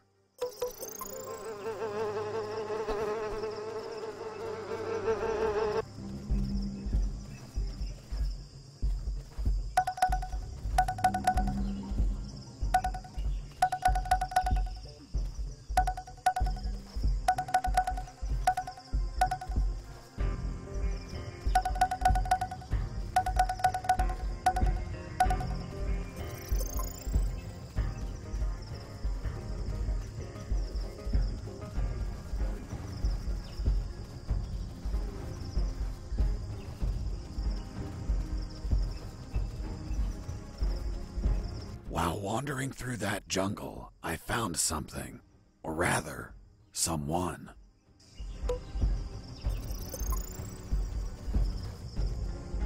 I saw the rotting remains of an escaping prisoner. It had a note. If you're reading this note, then I'm dead. My name is Henry Stanley, and I was imprisoned for a crime I didn't commit. Damn, just like me. After escaping from my cell, I ran away through the sewers, then ended up in the Alpha building. I finally managed to leave that damn building, but now I'm lost in this tropical hell. I've spent 30 years trying to leave this damn jungle, but no luck. I'm old, and my strength is fading. I won't last long. These are my last words. These were his last words. Other than the note, there was a compass, but the needle was missing. A broken compass was useless, so I didn't take it.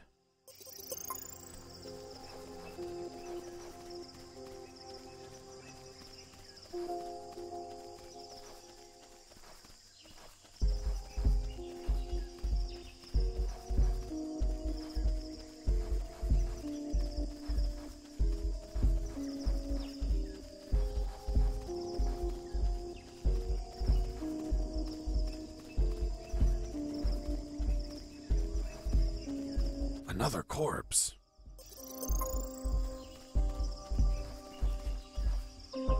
I searched the corpse. It was also rotting and gripping another compass. The needle was also missing. Someone or something in this jungle was stealing compass needles. There was a secret pocket in his ragged clothes. Within, I found a note. If you only found this note, then someone else stole my other note. Another note? Damn. Someone passed by before I did and stole this poor man's note. I never knew what the other note said.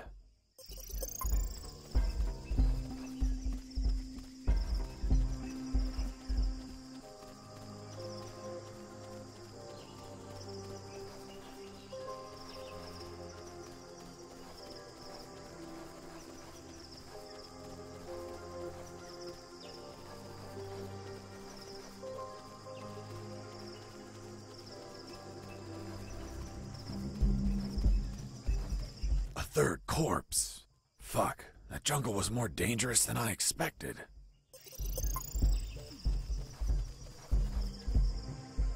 It was rotting too. Like the others, it had a compass on it. Don't tell me. The needle was missing. Exactly. Could it be that you were running into the same corpse over and over again? I commend you for coming to the same conclusion. I passed by 7 times to confirm it. I was wandering in circles. The damn jungle was toying with me. I had to orient myself somehow or I'd end up spending 30 years in that maze of trees. I tried to direct myself by watching the stars. But the damn top-down view only let me see the trees and ground. So, I had to find another way to gain direction.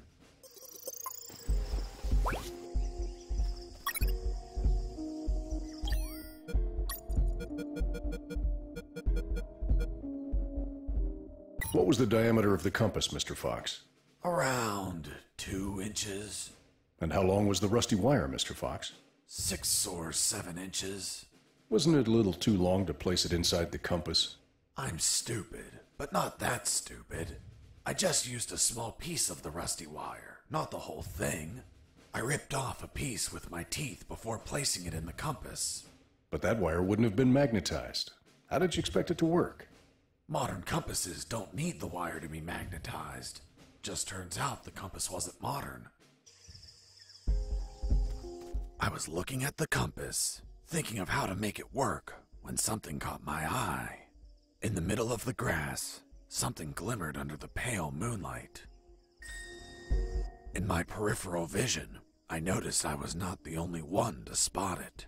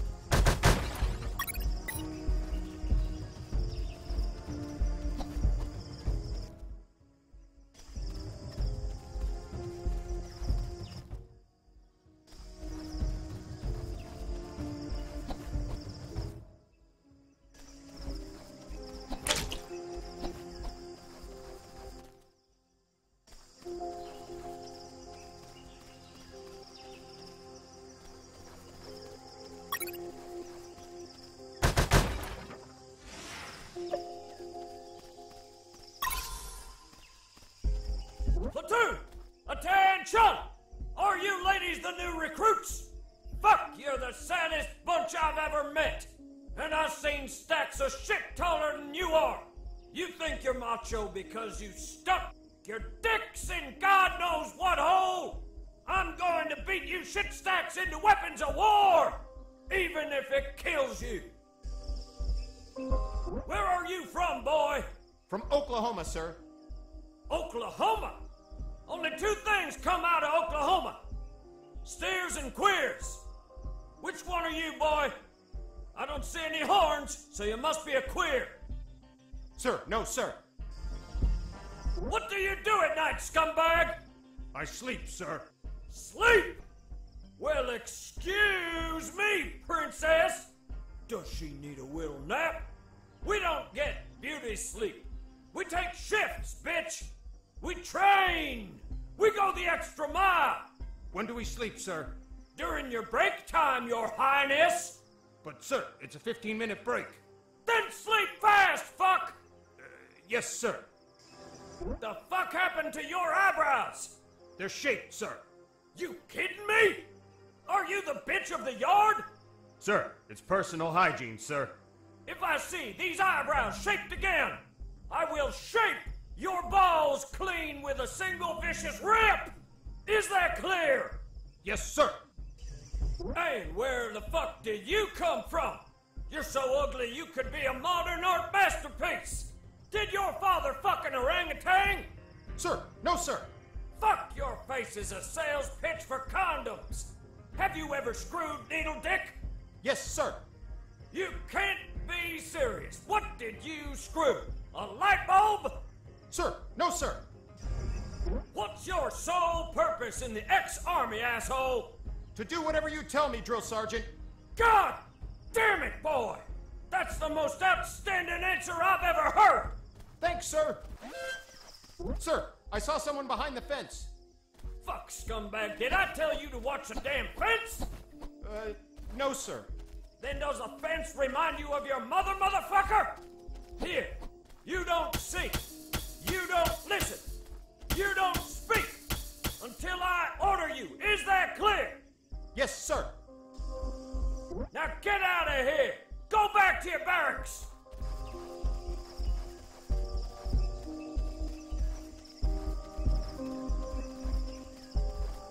I arrived at what looked like the exit of a barracks.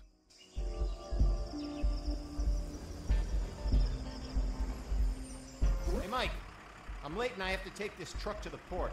Are you gonna open the damn door or not? Hold on, I'm opening it. My instinct told me the gate was going to open and a truck was going to leave. I could sneak onto the truck and get far away from here. See you later. Yo, Mike! Mike! What's up? Hold on. I need to verify the departure permit. Fuck, Mike, hurry up! Yeah.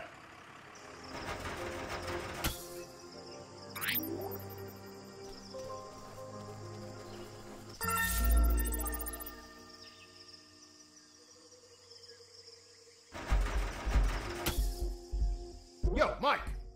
Can I leave now? Negative. The lieutenant canceled the delivery. You'll have to come back in.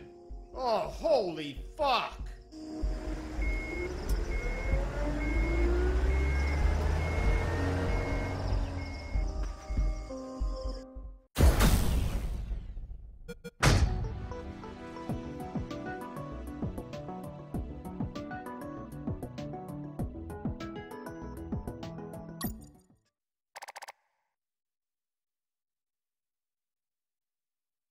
The trip was shorter than expected.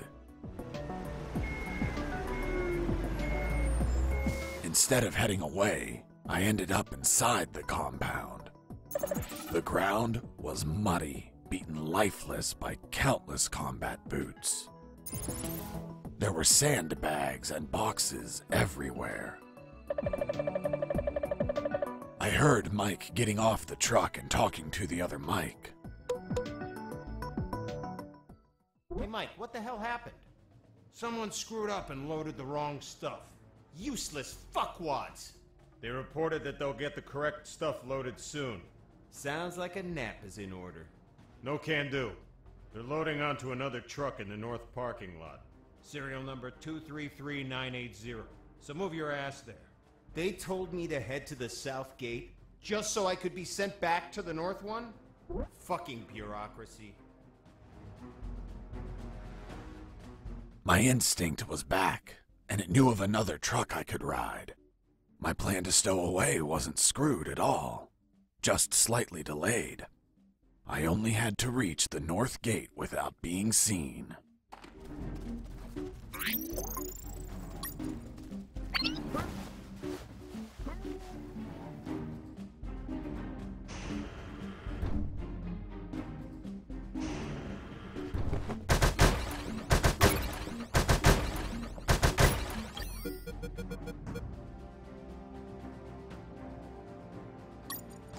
Colonel, still there? Affirmative. Where are you? I'm still in the compound. What?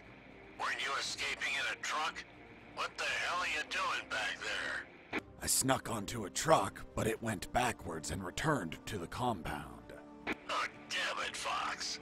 Colonel, I know about another truck that's going to leave in a while. I'll call you later. Over and out.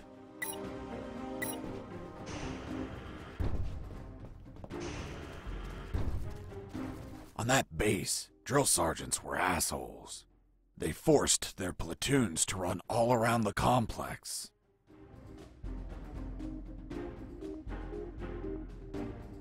I had to be careful not to be seen.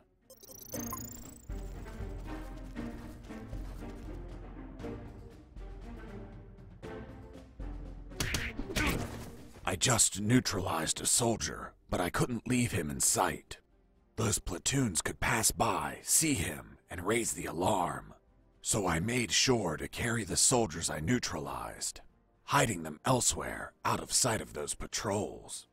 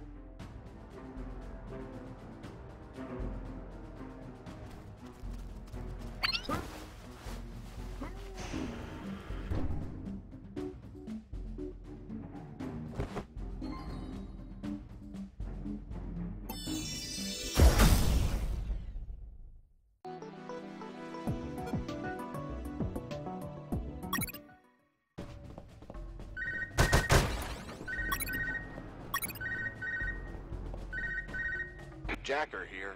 Ghost, do you copy? Who the hell are you? Huh? Who are you? Where is Ghost? I don't know who that is. I think you got the wrong channel. Oops. Hugo must have been tampering with the communicator. Damn geeks. Over and out.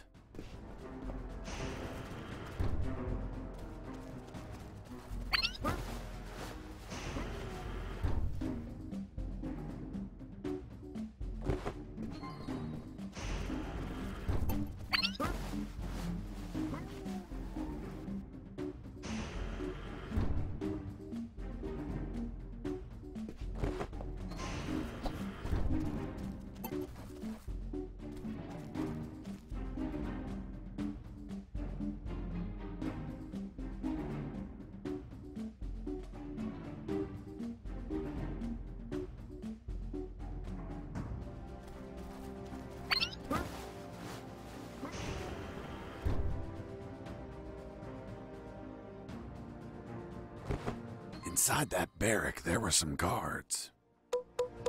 I didn't see them because they were sitting behind some bunk beds, slipping out of guard duty, or running around the compound, or worse.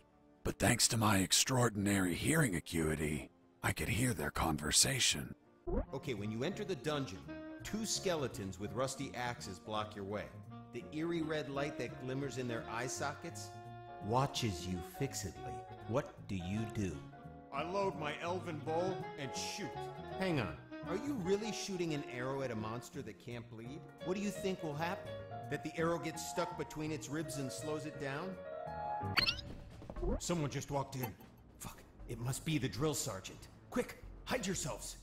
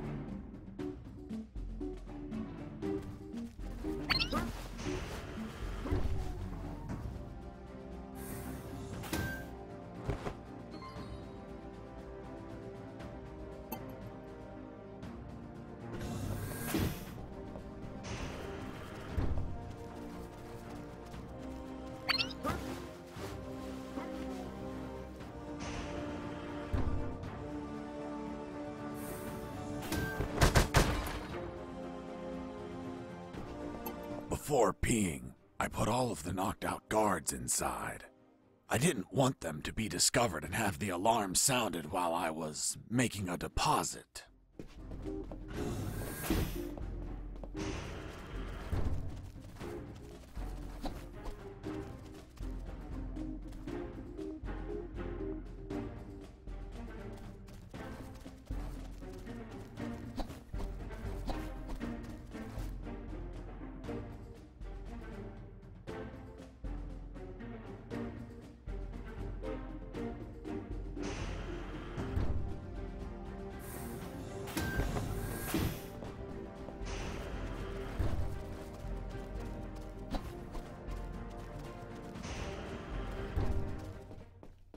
As I walked in, I ran into a soldier. The guy was so hammered that he confused me with one of his buddies. Hey, Mike. You want a drink? No thank you. I don't drink when I escape. Hold on. You're not Mike. No, I'm Fox. Jesse Fox. You're the prisoner? I would escape too, if I could. Why? To see my daughter. It turns out that he had a little daughter, who he hadn't seen in 3 years. Every year he requests leave to go see her, and every year his drill sergeant rejects it. Poor man. So, in a week, the daughter was turning 6, and Mike requested leave again. And yet, again, the drill sergeant rejected it, which was why he was drowning his sorrows. Until he knocked himself out.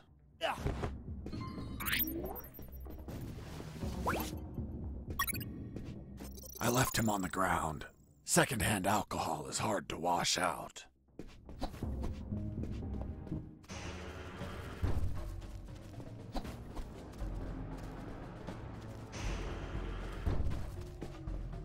I ran into a guard as I went in. He was urinating. Please don't tell me you pissed that guard off while he was urinating. I couldn't. Someone beat me to it. What the hell are you doing, scumbag? Sir, I'm peeing, sir. Did you wash your hands? No, sir. I'll wash them when I'm done, sir. Are you touching your dick with your dirty hands? How can you be such a pig? Hands are washed before, not after peeing. Sir, yes, sir. Why did you stop peeing, scumbag? Sir, I ran out of pee, sir. What a pussy! Who do you think you are, a fucking civil? A soldier continues peeing even if his balls are empty. Now get the hell out of here! Sir, yes, sir. Sergeant, there's someone behind you. Fuck, soldier, did I tell you to look behind me? No, sir. Then why the hell are you looking behind me? Here, you don't look, listen, or speak unless I tell you to do it. Understood? Sir, yes, sir.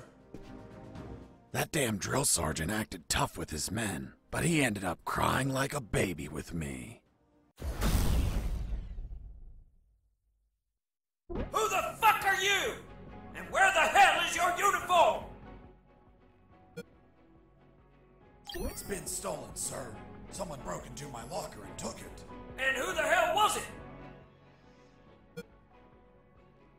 We still don't know his identity, sir, but we have a clue. What clue, you fuck? We know he was born in the same state you were, sir. So that son of a bitch is from Texas. Hold on. You're telling me you're from Texas? Only two things come out of Texas. Steers and queers. I don't see any horns, so you must be a queer. Me? A queer? Why, you little... Of course you are. What? That's not true! You sure? The whole base is talking about your brown eye. No! No! I'm not! Just as he started to tear up, I helped old Blue Eyes kiss the canvas. Boss defeated. Thanks, dude. Oh, I mean... Freeze, or I'll shoot. What the hell are you doing, scumbag? aiming at you with my weapon. Fuck, soldier, did I tell you to aim your weapon at me? No, sir. Then why the hell are you aiming your fucking weapon at me? Here you don't look, listen, or speak unless I tell you to do it. Understood? Sir, yes, sir. Did you wash your hands before aiming your weapon at me, scumbag? No, sir. Fuck, how can you be such a pig? Get the hell out of here. Sir, yes, sir.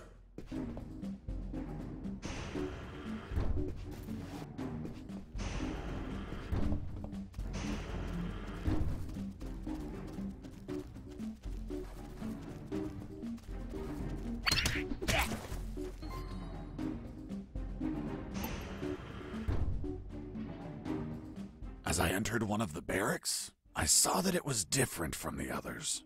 First off, it had its own urinal. Moreover, it had an office desk. I figured it was the drill sergeant's quarters. I had plenty of time because I was sure he was still indisposed in the bathroom. The desk had stacks of papers and an ink pad chained onto it.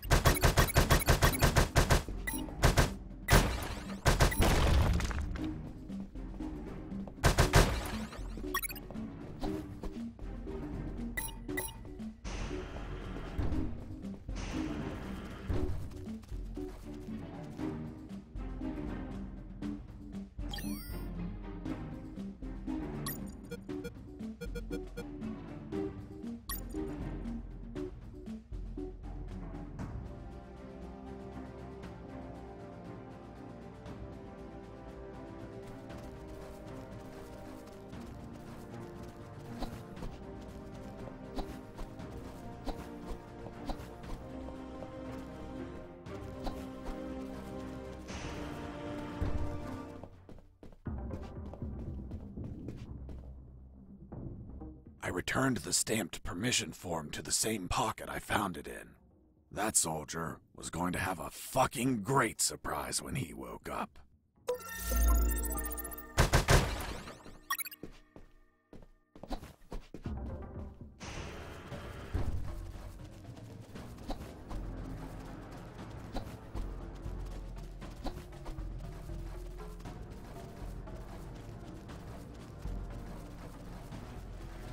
You're Fox, right? I knew you were going to pass through here sooner or later. I'm Machine Gun Mike. Are you ready to face me? Or are you going to run away like a coward? Run away? I don't run from dead men. Then prepare to die.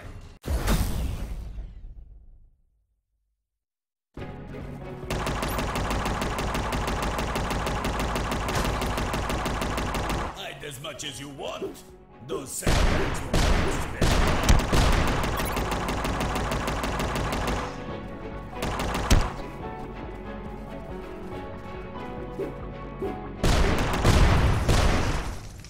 You destroyed my machine gun!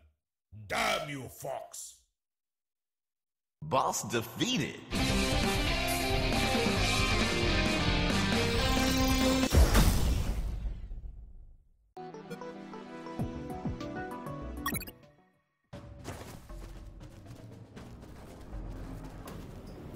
I arrived at the northern parking lot.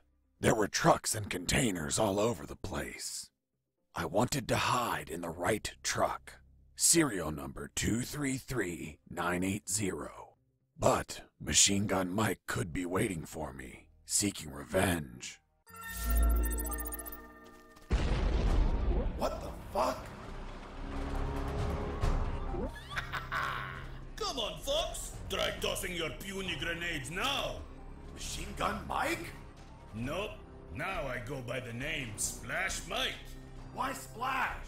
Because I'm going to splash your entrails all over the place.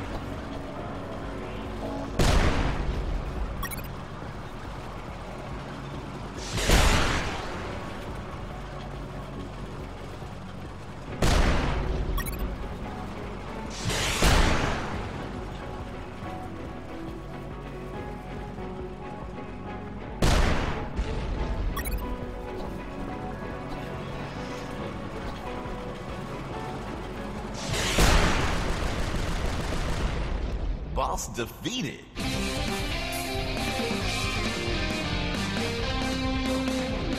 After dealing with the tank, I found the truck and hid inside. The driver showed up a few minutes later and unknowingly aided my escape. And the military didn't find it weird that everything in the northern parking lot was destroyed?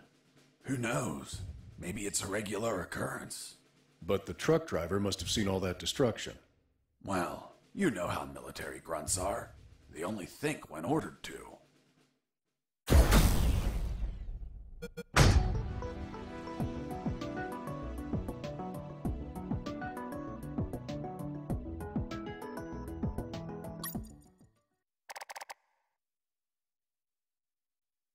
So, in the end, you escaped, hidden on that truck?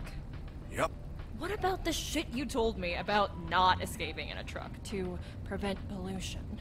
Because the first time, it would have been me behind the wheel. This time, the truck was going to leave, with or without me. Which means the pollution wasn't my fault. How convenient.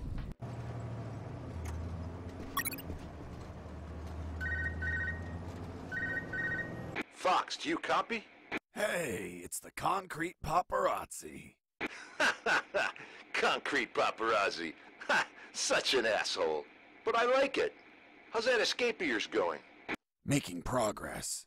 I'm currently stowed away in a truck. Communications are hot. You really pissed them off, Fox. I guess we're both gifted with pissing people off.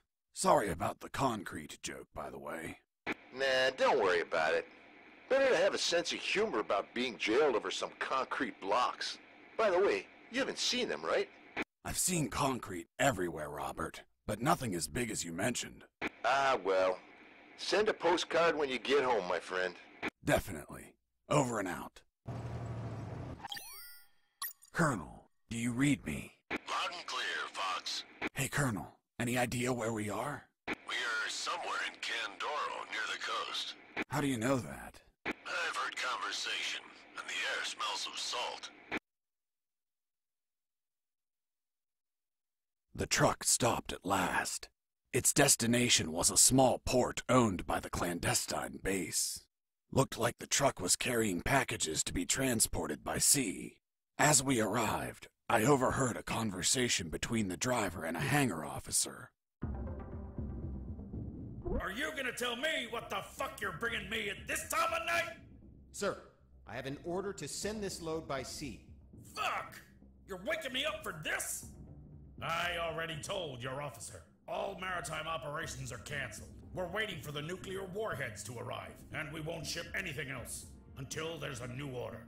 Hold on, you said nuclear warheads? Yes, that's what I heard them say. God save us. That's impossible. You sound just like the Colonel. Colonel Harris, are you there? Here I am, son. You sound tense. Are you all right? Where are you? I escaped in a truck. I'm now in a hangar at a port. That's great news. Find a phone and call. Not so fast, Colonel. It's an ex-Army port. I'm not safe yet. I have new information about Operation Jericho. Just overheard a conversation. Sounds like they're waiting for nuclear warheads. Nuclear warheads? That's impossible. Are you certain? That's what I heard. This can't be. You just can't pluck nuclear weapons out of thin air. They're extensively regulated. Is it possible they stole them? We don't have any news about any theft in any country. If they were stolen, either a country hid the fact or it happened while I was captive here. Is it possible to build them? These people have a lot of resources. They need radioactive material and it can't be freely obtained. Not to mention a big lab and highly skilled people to produce them. Whatever the case, they managed to acquire some. If that's true, son, we're screwed. Hold on, Colonel. I heard something. Crap, they started the engine. I'll call you later. I have to jump out before the truck drives off.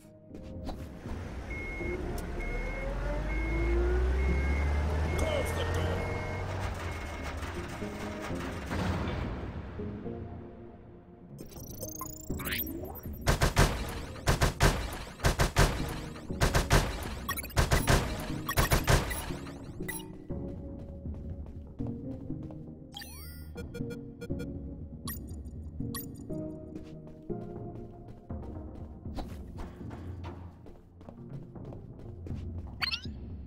Hey, Leonard, look! It's the prisoner!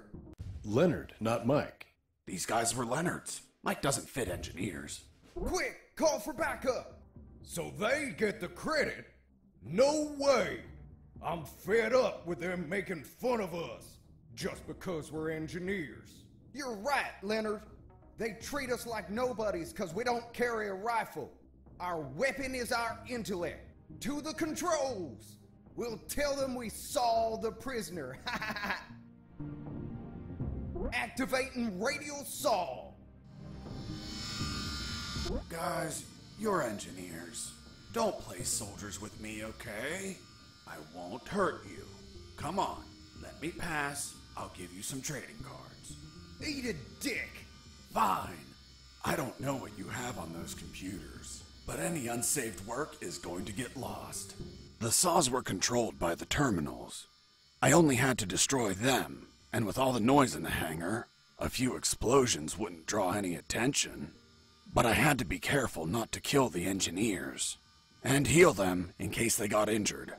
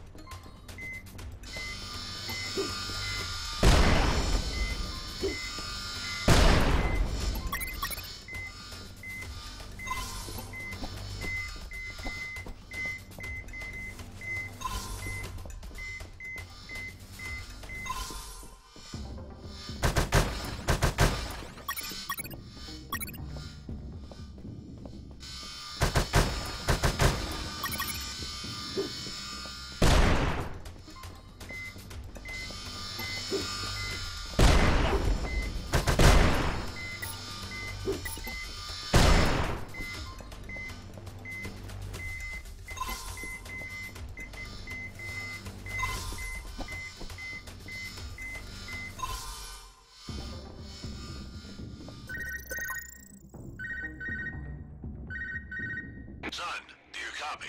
Copy, Colonel.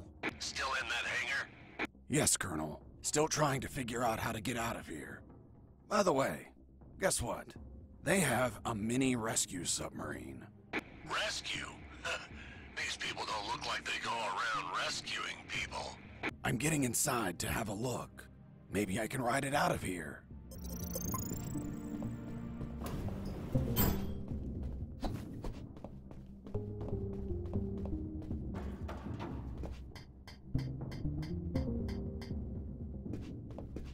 Well, look at what we have here.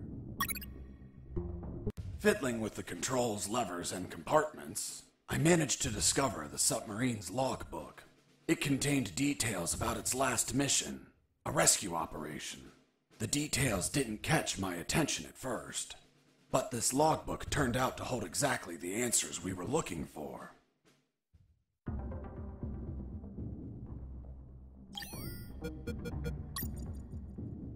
The fourth document was the logbook of a mini-rescue submarine. It mentioned its last mission, a successful rescue operation from a week ago. The target was a sinking submarine. The K-278 Consomolets, suffering from an onboard fire in the Barents Sea. Apparently, 2 nuclear torpedoes were salvaged during the job. The warheads involved in Operation Jericho. The third file of Did you find anything, Fox? I found a logbook with a single recorded mission. It says, Mission, Deep Rescue, successfully completed. Return date. Fuck, a week ago. I'll continue reading. Rescue in the Barents Sea. Objective, submarine K-278 Komsomolets. Damn it, the Komsomolets. Have you heard of it? Of course.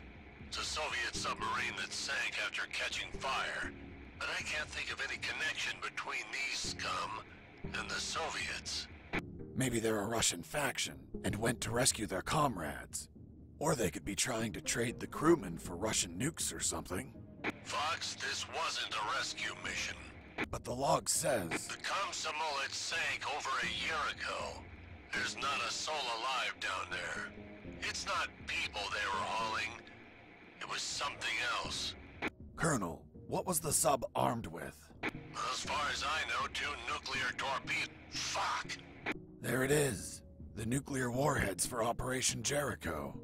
Kindly donated by the Soviet Union in a game of finders keepers. If what you say is true, they had to bring those torpedoes in by sea and take them to a lab. The whole Komsomolets have been contaminated by the radiation, which means they would need a sarcophagus. A sarcophagus? Like the one for Tutankhamun? Did you smoke something, Colonel? Don't be an idiot, Fox. A sarcophagus is something that confines radiation, preventing everyone from dying while they transport the goods. It has to be something thick, heavy. Like 2 huge concrete blocks. Fuck, I have to call Robert. Fox, wait. What's up, Colonel? I hear footsteps. Soldiers are walking down the hall. Damn it. I think my time is up. Listen to me carefully, son. The situation is critical. You have to escape as soon as possible and call the Cavalier. Understood? The fate of countless people rests on you, Fox. Colonel Harris out. That was my final communication with Colonel Harris. Jesse here. Do you copy? I hear you. Fox, looks like they're gonna transfer a prisoner. Someone called Alan Harris. I know. Do you know what they plan to do? No idea, Fox. But looks like the orders are coming from top brass. You're really pissing them off, my friend. Be careful. Maybe they'll use him against you. I'll keep that in mind. By the way, I have something to tell you about your concrete. Don't tell me him. Man, you rock. I don't know where they are, but they've been used as a sarcophagus. A sarcophagus? Like the one for Tutankhamun? Did you smoke something, Fox? Of course not. I mean a thick container to contain radiation. Radiation? Please tell me they're not nukes. They are, from a sunken Soviet submarine. Shit. That's why there's so much secrecy and surveillance. Cheer up, Robert. Your capture isn't for something trivial anymore. It's for a nuclear arms race. Fuck. This news is the bomb.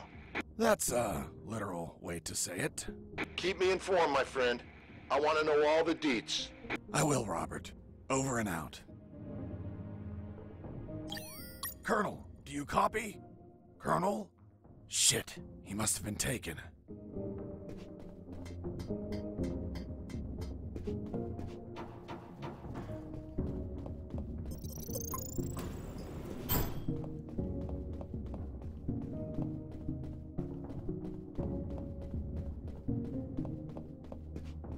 I finally located a recycling bin.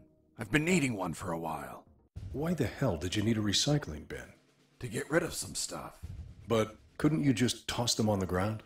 Are you taking me for some sort of shitbag? You were behind enemy lines. It wouldn't be unreasonable.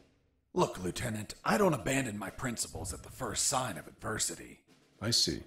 Now, why did you get rid of items that may be handy later?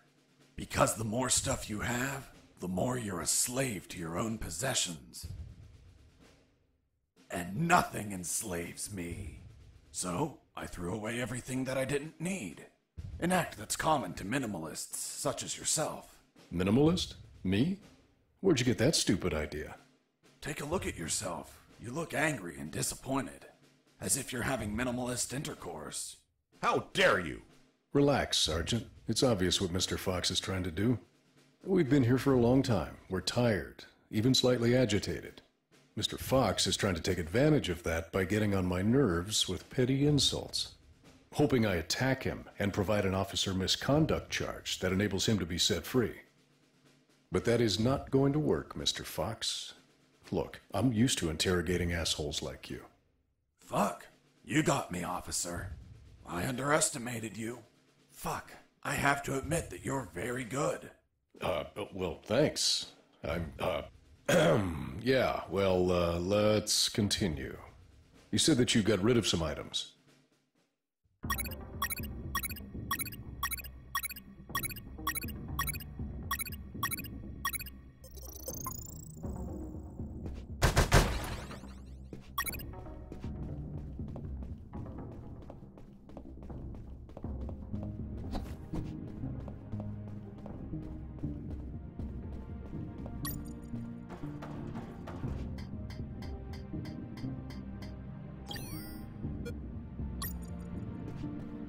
After putting the key in the lock and turning it, the sub started to move. I took the mini submarine through underground channels beneath the hangar. Seriously? Now you can drive mini submarines? Nope. Never done it before in my life. But I found a manual. Can you read Russian? Of course not. It was in English. The mini submarine was American. It was a pretty smooth ride. I didn't have to worry about the battery levels, oxygen, or depth. And the inside was very comfortable. I could practically live in there. Well, of course. It's an American product. What did you expect? Yeah, but you know how American vehicles are. They practically explode on contact. Ever seen an action movie? Anyways, that's why I avoided any hard collisions.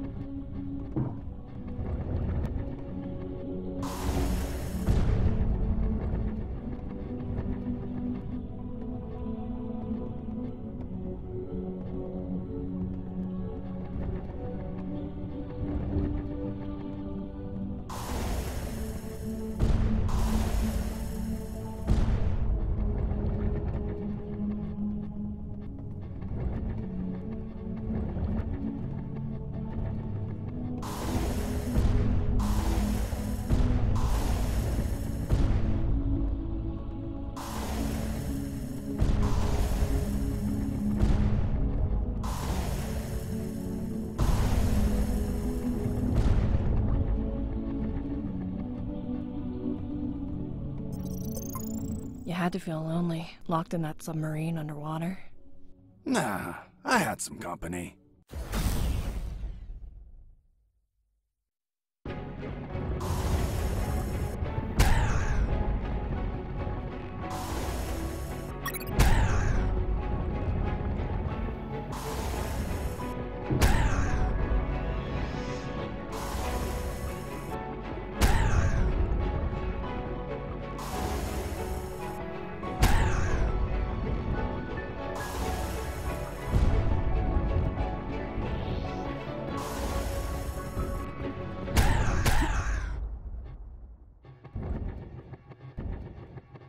Boss defeated.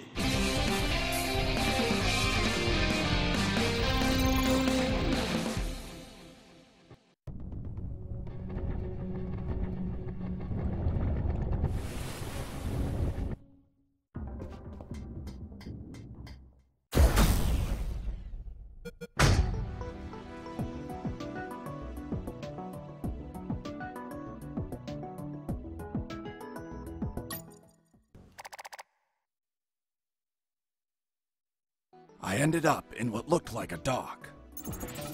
There were containers and stuff. The sea was slightly rough. Oh, and there was a storm.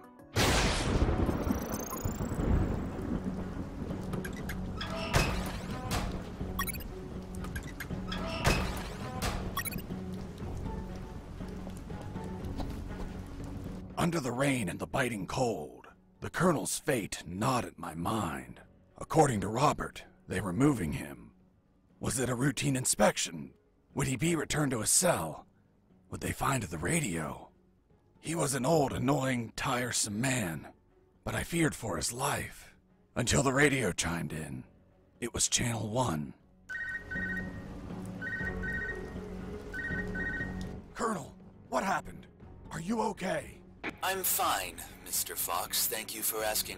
But my rank is General, not Colonel. Wait, you're General X? So, Mr. Fox, have you heard? You've become quite the celebrity. I've been dying to meet you since your debut. So I took this hack job of a radio to call you before your inevitable capture. Where's the Colonel? Don't worry about him. He's in good hands. Say hello, Colonel. Fox, run away! Don't listen to this bastard! Get your hands off me, you fucking moron! Colonel! Seniors say such silly things. I join him in wishing you a happy escape, but you know too much. Sooner or later, you will make a mistake. One that'll prove fatal. We'll see about that, General.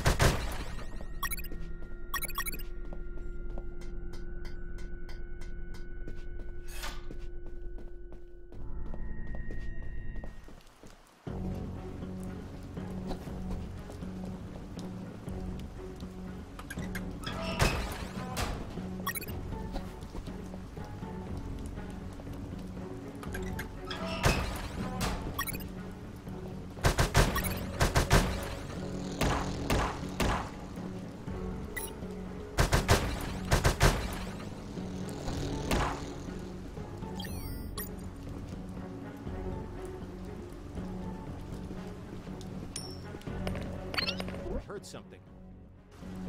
Hey! A coin!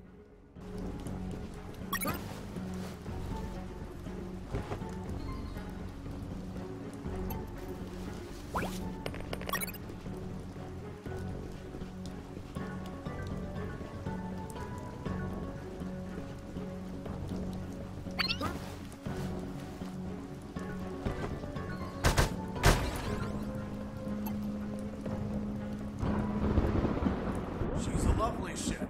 Indeed, and flies like the wind or the waves. Is she yours? She is. I look after her like a treasure. I want to buy her. Ha ha ha! This beauty costs $50 million. I doubt you can afford it. Just $50 million? I'm a few dollars short. Hold on, I'm going to the ATM. This escape was going to cost me a lot of money, so I searched in the containers. Why in the containers? It's how people usually smuggle money.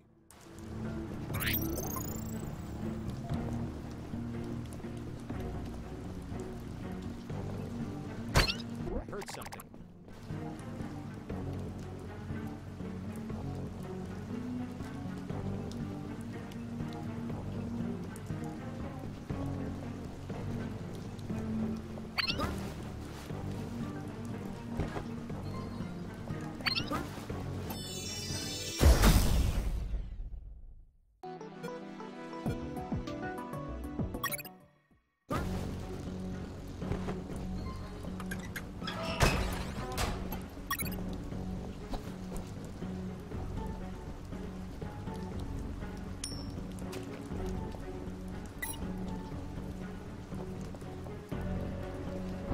Here's the money. Fuck! So much money! That hook of scrap is all yours. Here's the key.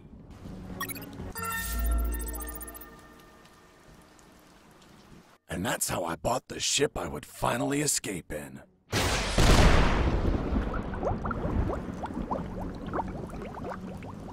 If only a lightning bolt didn't split her in two. Shit! Why are you giving me back the keys? I want my money back. Haha! Sorry. No refunds. Shit!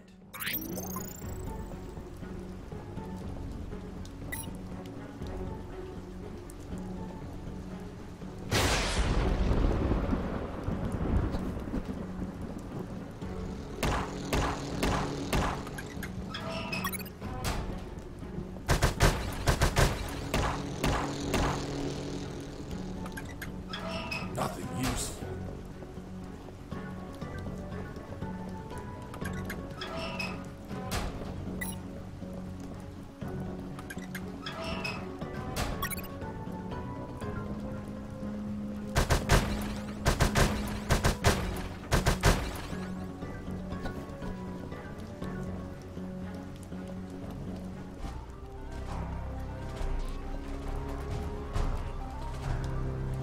Are you telling me that a nuclear submarine attacked you?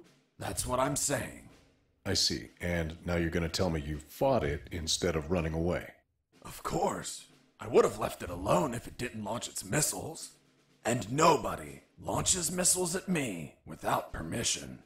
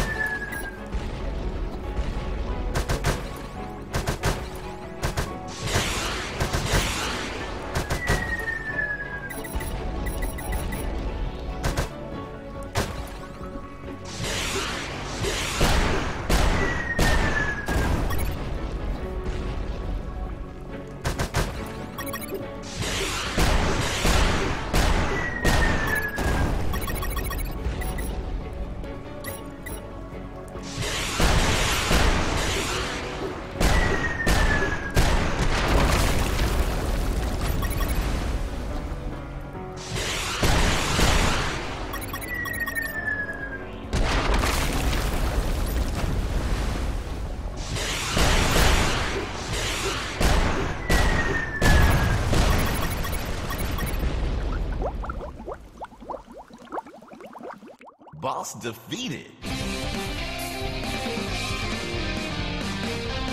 My triumph was fleeting. The platform collapsed after the ballistic abuse from all the missiles.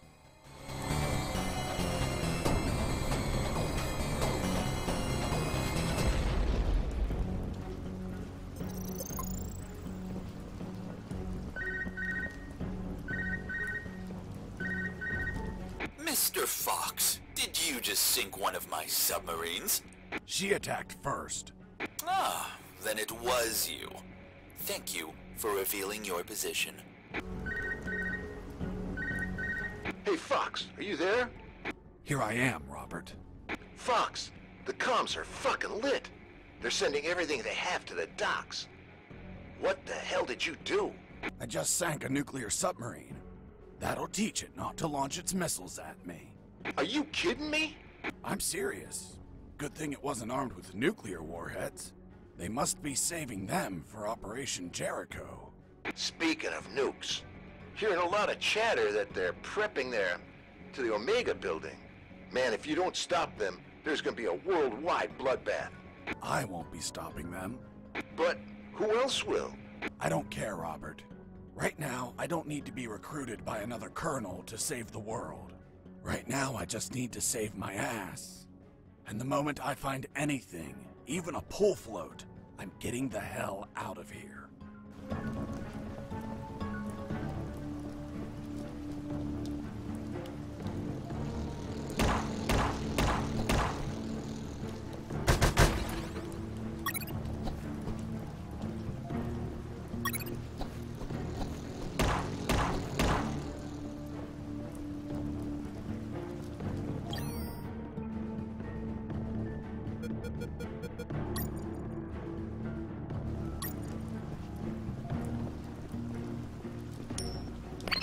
Heard something.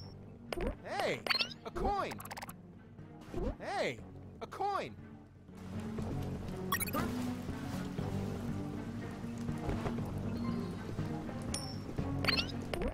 Hey, a coin!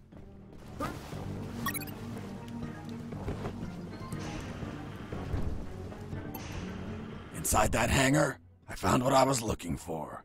Boats I needed to escape. There was a Zodiac motorboat and a hovercraft. The Zodiac was the faster and more maneuverable choice in the water, but hovercrafts were versatile and could pass over terrain where Zodiacs could not. As I checked the Zodiac, I found out that the string to start the engine was missing. As I checked the hovercraft, I found out that its gas tank was empty.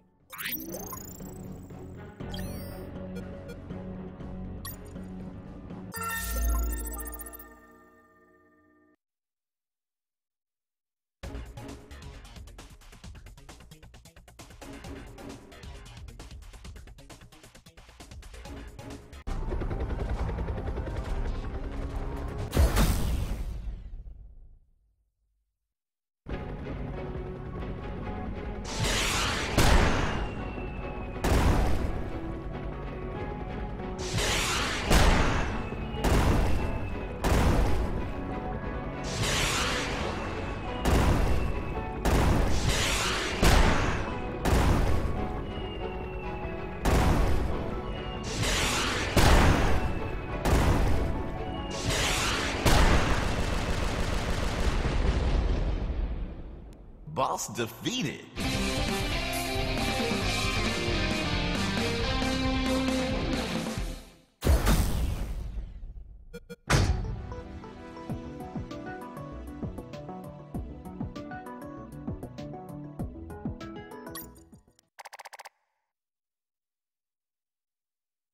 The confrontation with that chopper exhausted every drop of gas I had left. With no gas, the engine stopped shortly thereafter. Despite the dangers, I used my own arms to paddle forward. Piranhas and crocodiles constantly tried to eat my hands. But I was lucky enough to make it to a small dock. You're certainly a lucky man, Mr. Fox.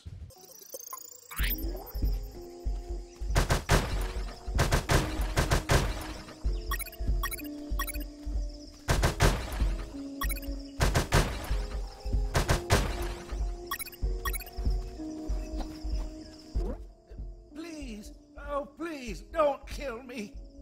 Why would I want to kill you? Hold on. You're not one of those bastards. Of course not. I'm a very nice guy. By the way, what are you doing? Those bastards won't stop building fences everywhere. They think the jungle is theirs, so I cut them to fuck with them. Do you have, by any chance, a van to get out of here? I had one, but they took it away. The old man told me a few stories about that place. It was isolated, with no roads or towns nearby. And most importantly, he told me about what I might encounter up ahead.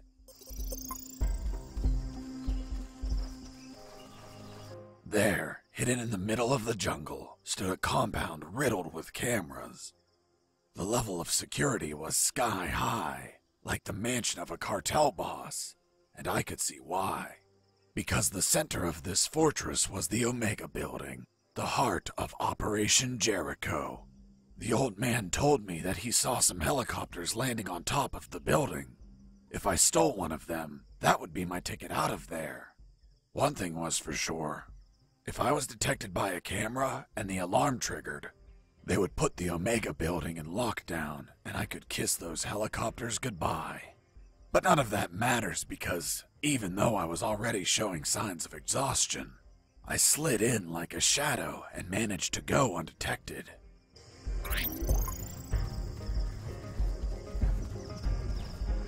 The door was locked and chained. There was nobody outside, so finding the key for the lock wasn't an option. I could cut the chain with a bolt cutter, but where would I find one?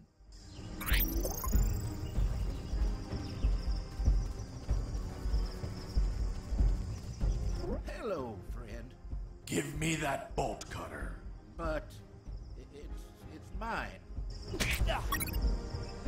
Now, it's mine. Wait. Are you saying that you stole from some defenseless old man? You're a special sort of monster. What? Me? No. I paid him. When I said it was practically highway robbery, I meant... Hello, friend. Hello, Gramps. I want to buy that bolt cutter. But it's mine. How much are you willing to pay? Here are some coins. It's little money, pal. Oh, look. I also have $10 million. Okay.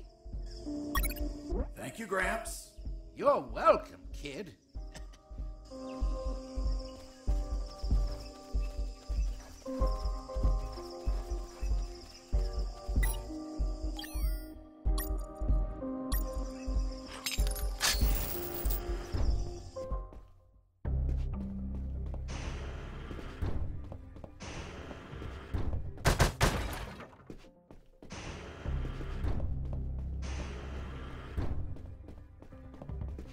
On the east side, the cameras were accompanied by guards. I needed to pass without being spotted by Mike or the camera. So, I had to get rid of Mike and leave no witnesses. But it was more complicated than that. If the camera saw Mike knocked out, lying on the ground, the alarm would be triggered. Seems you just had to move him away from the view of the camera. Exactly. But if Mike wasn't there as the camera viewed his post, the alarm would still be triggered. Whatever I did, the camera had to see Mike standing at his post. Quite the scenario. Unless it's an episode of MacGyver, it would be impossible to proceed. Hold on. If you're telling me this, that means you made it through, correct? Well, yes, I managed to fool the camera eventually. How did you manage that? If the camera needed to see Mike, I could just make a copy of him. A clone? Yes. The copy was so perfect, Mike's mother wouldn't know the difference. I made the swap when the camera wasn't looking.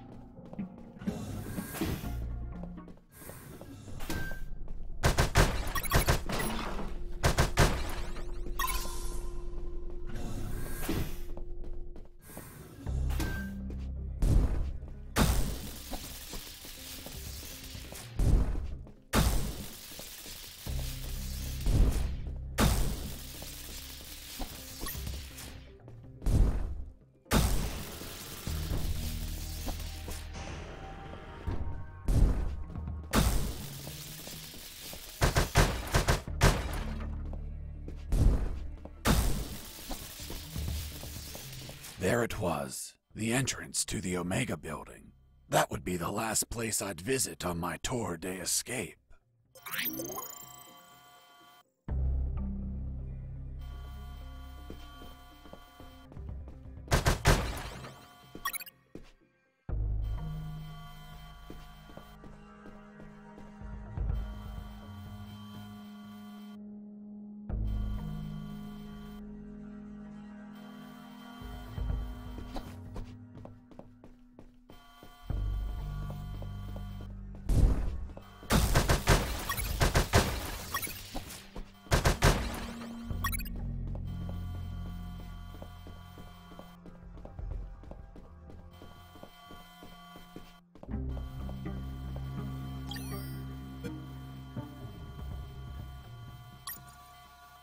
I carefully studied that pizza box, examining every detail, every clue, every molecule.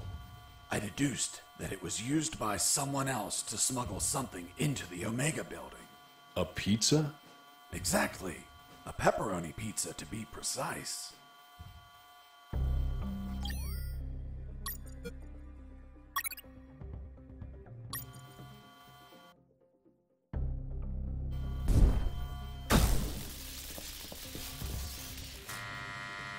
Who is this?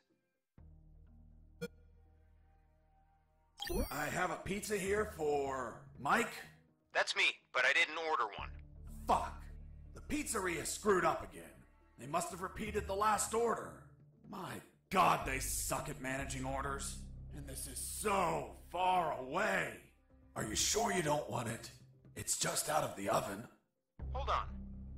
Show me the pizza. Here it is. Yeah, I see it. What kind of pizza is it? It's a pepperoni pizza. Great. The kind I like.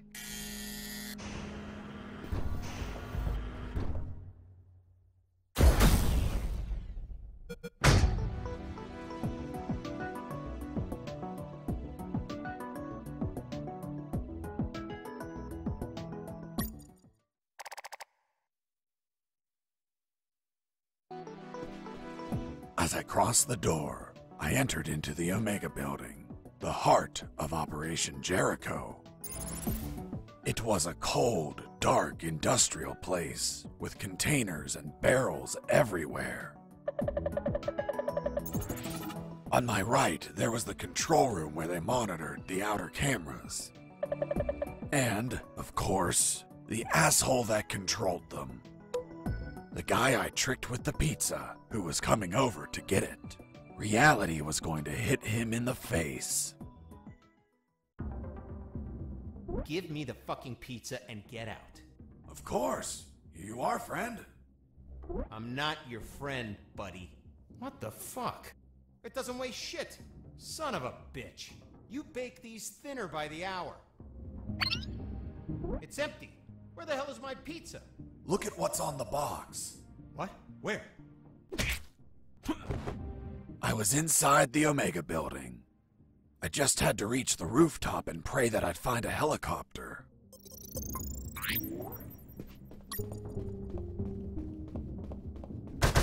As I destroyed that computer, I saw something curious inside its metal guts. It was a thick cable and a sign that said ground floor alarm cable, do not cut. Done. With the cable cut, the alarm wouldn't be triggered on this floor. Even if I was detected, guards wouldn't be able to trigger the alarm.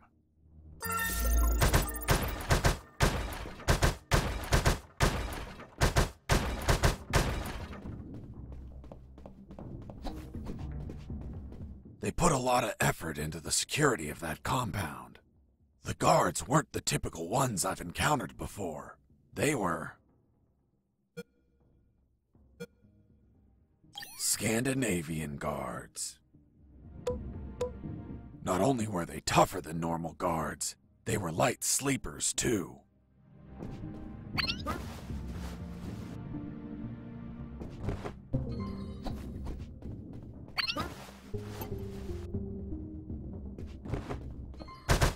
Oops, I fell asleep.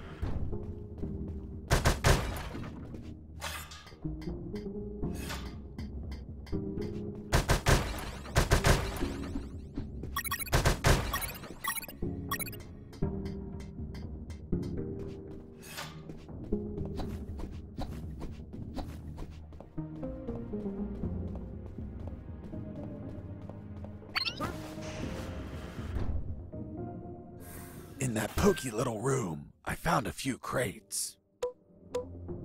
They contained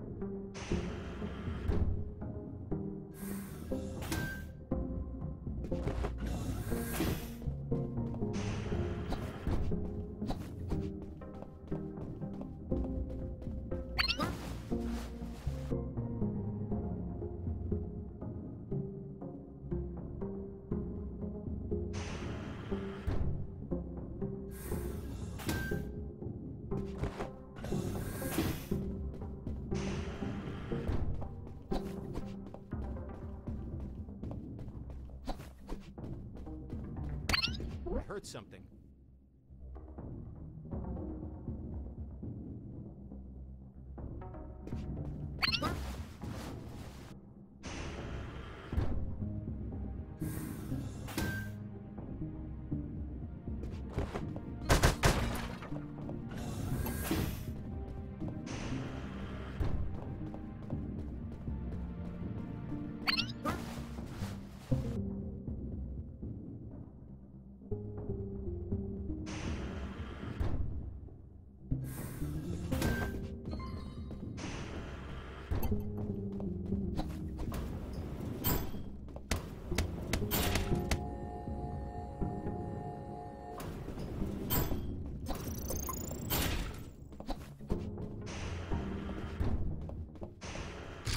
Freeze!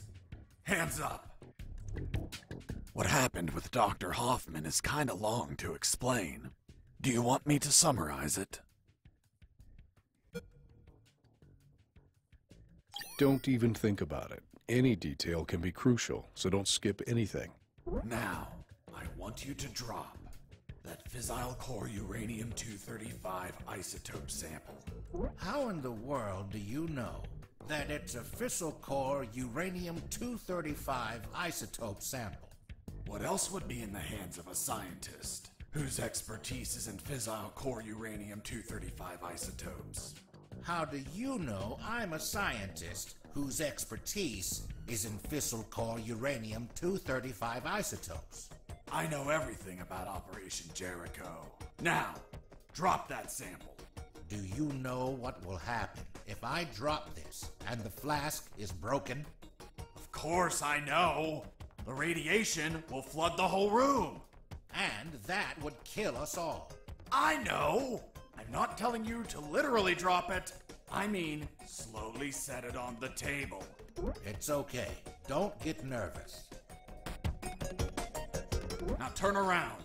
Slowly. I'm afraid I can't turn around slowly. Because we're working in a 2D environment, I can only turn in multiples of 90 degrees. Then turn around 90 degrees twice. So you're the brains behind it all. You won't get away with this, you sick bastard. Operation Jericho will die with you. Everything okay, Dr. Hoffman? Oh God, he has a weapon! Wait, you said Dr. Hoffman? Is your surname Hoffman? Yes? Fuck. Why? What's up?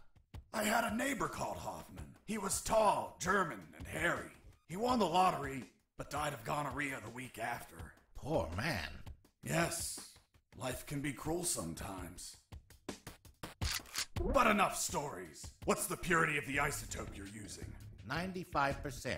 Are you mad? That purity is highly unstable. You'd need to generate an absolute void field and contain that isotope in an electromagnetic field. That's what we do. We have containers of 500 megajoules. You're playing God. Rabble like you invented the H-bomb. You disgust me. Hold on. Fuck. H as in Hoffman.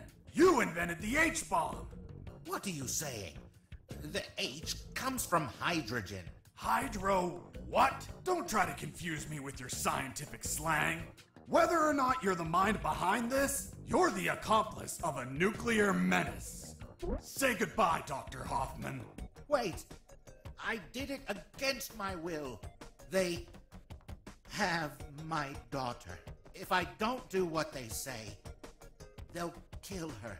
Your daughter? Where are they keeping her? They have her working as a doctor in the Alpha building. The Alpha building. The same one where I met the doctor. Suddenly, I pieced things together, and everything made sense. There were 2 doctors in that building, although I never saw this man's daughter. Doctor, how old is she? Somewhere in her 30s. In her 30s? What kind of answer is that? A good father would say she turned 32 last April 31st. Well, April only has 30 days. Don't change the subject. What sort of father are you? It's okay. I confess I've never been a good father, since I've spent all my time absorbed in science. Not mine. Not mine either. Excuse me one moment. Hello, honey. This is not a good time. It's never a good time for you, Dad. I know. But my current situation is particularly disastrous. Why? Because a man is pointing his gun at me. What? Who is he? I don't know. He doesn't seem like he's from here. I think I know who it is. Ask him if his name is Jesse Fox. Hold on. Pardon me. Are you Jesse Fox? Yes. Yes, it's him. Damn it all to hell. Do you know him? Honey, are you there? Hello? She hung up. Oops. Now it's mine. Jesse Fox here. Over. Can you tell me what the hell you're doing? Doctor, hey, hello. How are you? Not very happy knowing that you're aiming a gun at my father. What? Your father? Yes. Doctor, this is not your father. What do you mean? Of course he is. That's what they're trying to get us to believe. In truth, he's the father of another doctor that works in your building. What? There are no other doctors. I'm the only one here. They're trying to make us believe that too. They're manipulating us.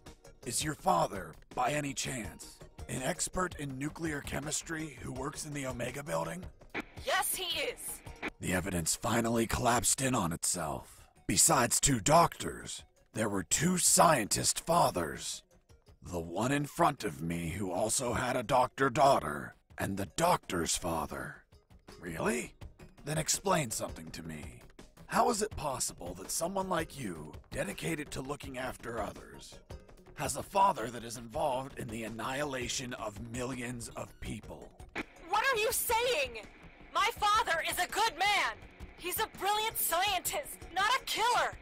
Well, the man in front of me is working with uranium for nuclear weapons that will be used to annihilate entire cities. What? No, this can't be. You see? I told you he wasn't your father. What should I do? Do I kill him? What? No! Tell him that... Doctor, I can't understand you if you cover your mouth. Doctor? She hung up. Why did you tell her? Now my own daughter will hate me. Don't worry. She wasn't your daughter. She was the other doctor. What are you talking about? They're the same person. That's what they're trying to make us believe. They're toying with us. Are you really doing this for your daughter? Yes. I want her to be safe. Millions of people could die. I prefer the deaths of millions of people over the death of my precious daughter. You're a monster. It's not called being a monster. It's called being a father. If you had a daughter, you would understand, Mr. Fox. Enough! Where is the rooftop? Above? Don't be an asshole. I know that. I mean, how do I reach the rooftop? And don't stall me, understood? Another stupid answer and I shoot. I don't think you'll do it. You don't look like an assassin. Really? What have you done? Fuck! It was an accident!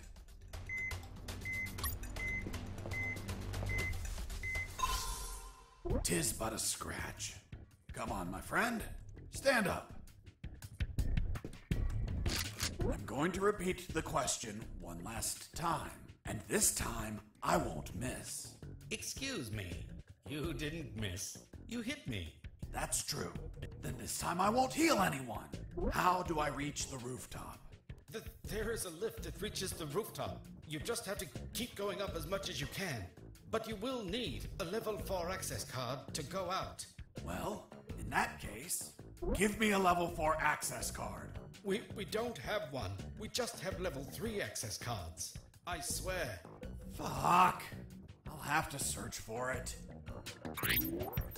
Now, continue working as if nothing happened. If you trigger the alarm or do something suspicious... You'll kill us. I promised the doctor not to kill anyone. Hoffman's daughter, or the other one? The other one. Then you had no intention to shoot me, right? Exactly. You see? I told you that you didn't look like an assassin. I'm glad you're not one of those bastards.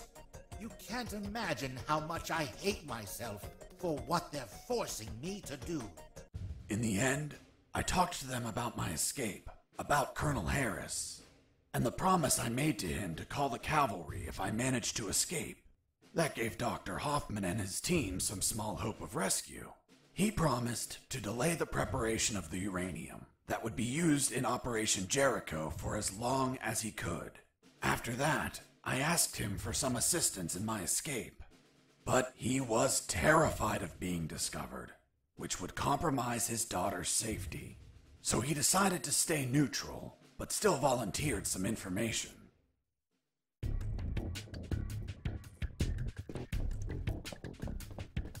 Another thing, don't shoot in the lab. Most of these devices don't react well to bullets.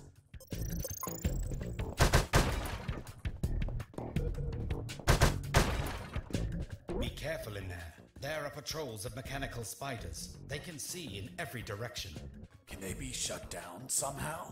Only with an electromagnetic grenade, but it would only last a few seconds. Enough time to let them taste my fists.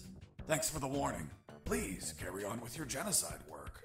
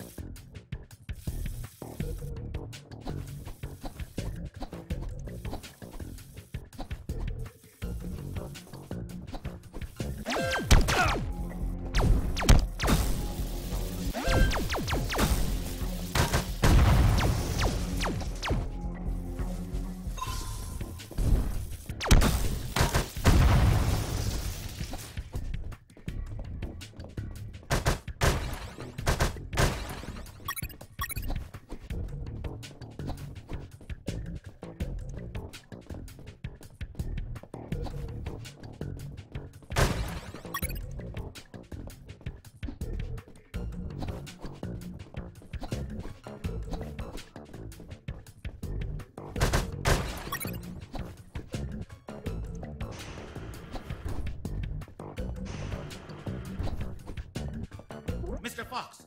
Mr. Fox! I'm coming! What's up, Hoffman? My daughter. She is not replying. Isn't she a doctor? She must be operating on someone. Right when you come into my life? Too many coincidences. What if they killed her? Why would they do that? If they do, you no longer have a reason to continue your work here. You're right. But... Relax and wait a while. And remember to delay those nuclear warheads as much as you can. God knows what'll happen if they get completed.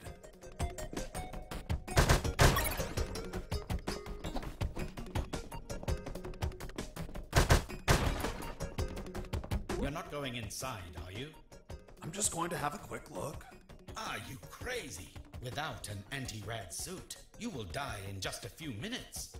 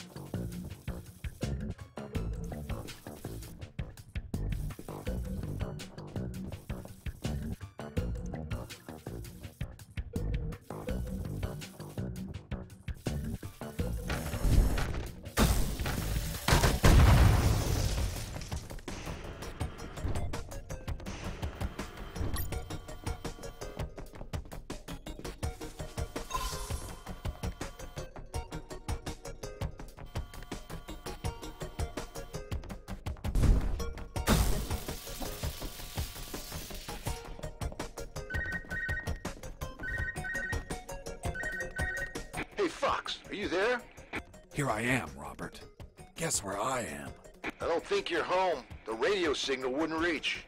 I'm in the Omega building. Fuck, man. Where they're prepping the nukes? You decide to stop them? What a change of heart, man. No, it wasn't intentional. Then why the hell are you there? Trying to ride a helicopter out of here. Guess that whole runaway by sea plan didn't work out, eh? Just forget about that. I'll see what I can find out about that building.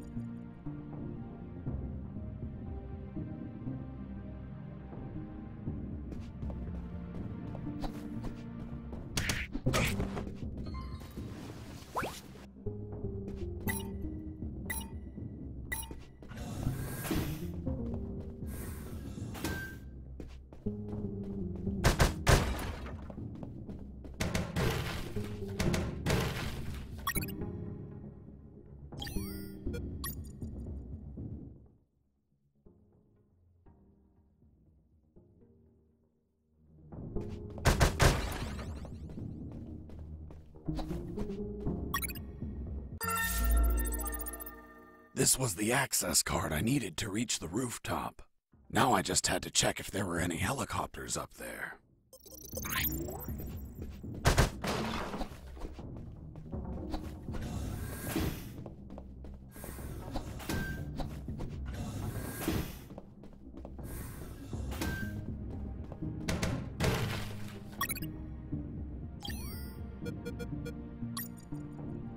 The fifth document was a shopping list. A collection of military vehicles they bought from the Soviet Union when it collapsed. Trucks, tanks, armored vehicles, helicopters, and nuclear submarines. Submarines like the one that attacked me. Now they have one less. The fourth document was the log...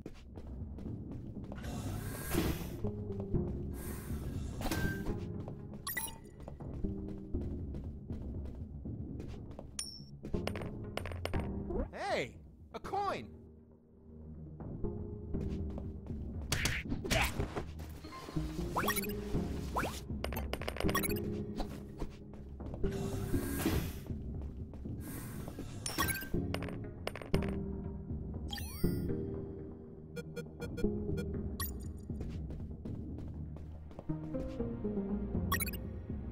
I found some photos on a desk. I had a look at them because, you know, I was born curious. Curious? Don't you mean nosy? There were shots of some guys loading something big onto trucks. Something that looked like concrete blocks. Fuck. These were the photos Robert was taking just before he was captured. Jesse here. Do you copy? I hear you. Guess what I found? The love of your life? Your photos. Oh, really? They didn't destroy them? No. They must have Diogenes syndrome. Are you saying my pics are trash? Man, these pictures leave a lot to be desired. Did you take them with one of those disposable cardboard cameras? You're such an ass. Only the smartest of them. Take them with you, my friend. I hope they help you for something. Will do.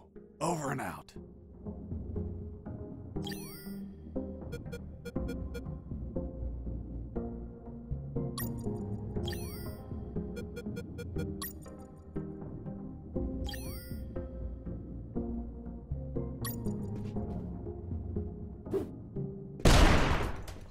Hey, a coin.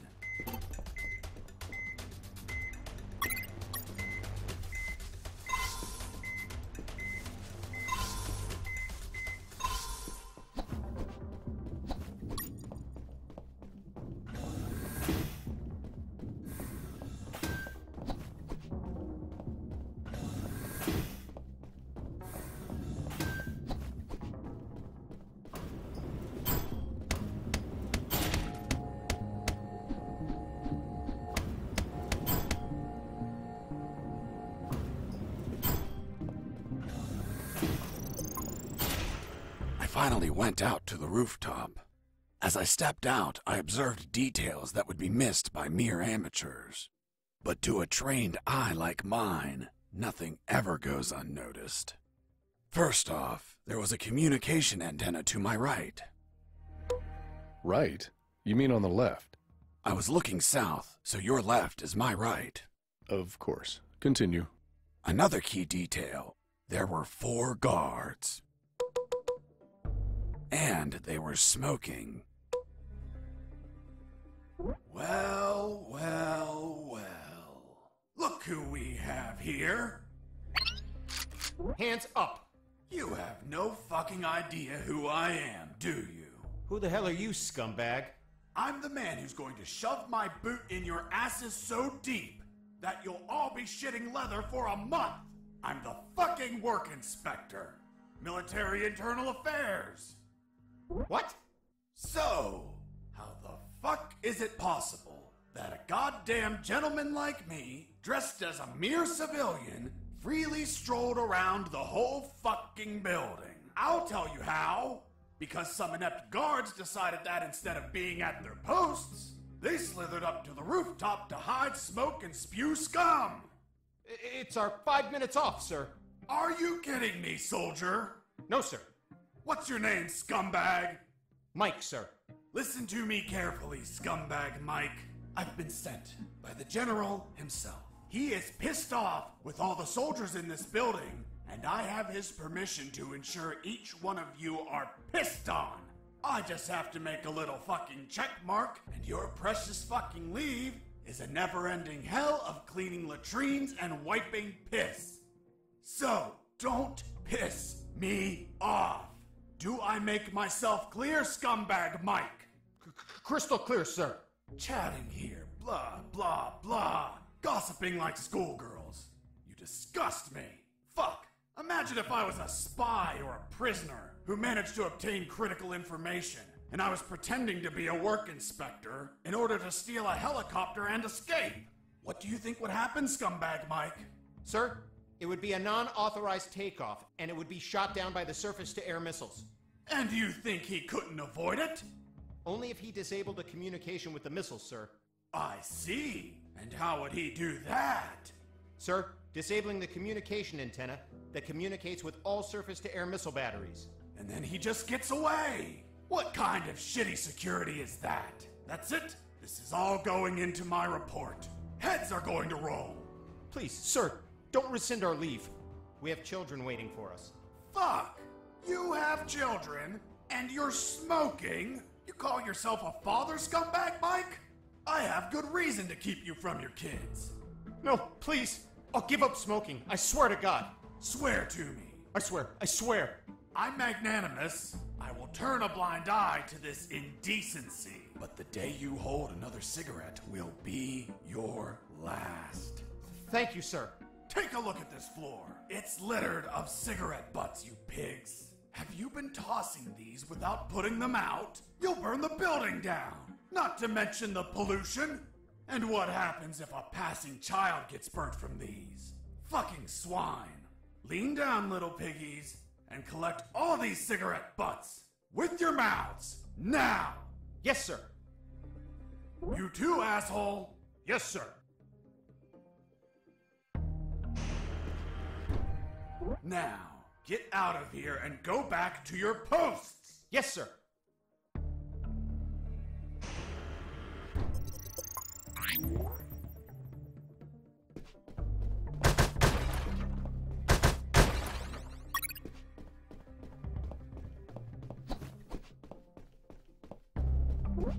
Here it was, the antenna. I searched for wires to cut. Good news, I found some wires. Bad news, I found something else behind them. What, Mr. Fox? A bomb. A bomb in a communication antenna? Exactly. I thought someone before me placed it there to sabotage the tower. And that person was captured or killed before he could set off the bomb. However, a label adjacent to the bomb solved the enigma. It read, Communication Antenna Sparky SGL-65B Anti-Vandalism System. Anti-personnel bomb explode if person attempt cut antenna signal. Explosion will not affect structure, but shrapnel eject outside literally destroy any person nearby. Interesting. Sergeant, do we have anything similar on base? No, Lieutenant, but we can request for one. Well, continue with your farce, Mr. Fox. The label continued, For emergency purpose, disconnect antenna. Prevent explosion by follow KGS 185/U protocol. And what the hell is that protocol? The KGS 185/U protocol. I didn't figure it out at first, but it turns out that I had read that name before.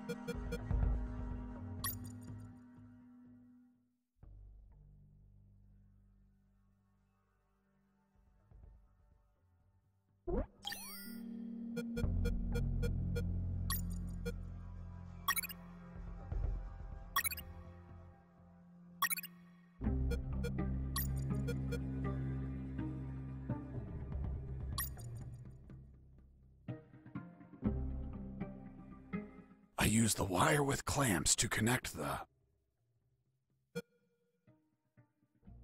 with the...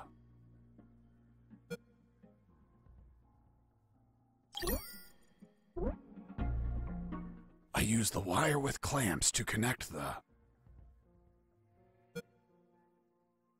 with the...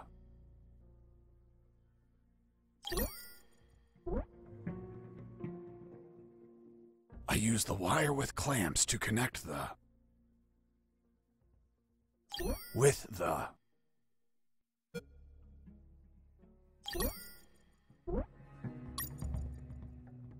I use the bolt cutter to cut the...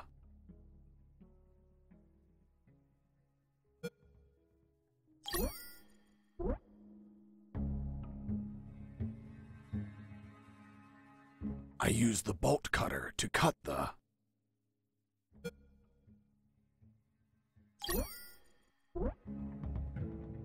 I use the bolt cutter to cut the...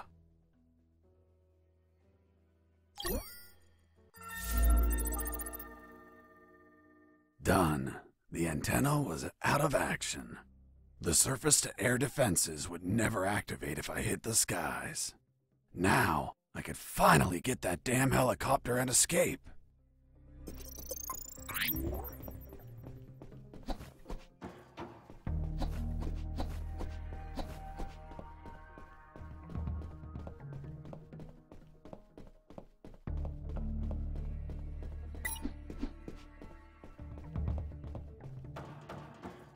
There it was, the helicopter I eventually escaped in, only to have you inevitably shoot it down. But fuck, I didn't have the damn key. I needed it to get the door open.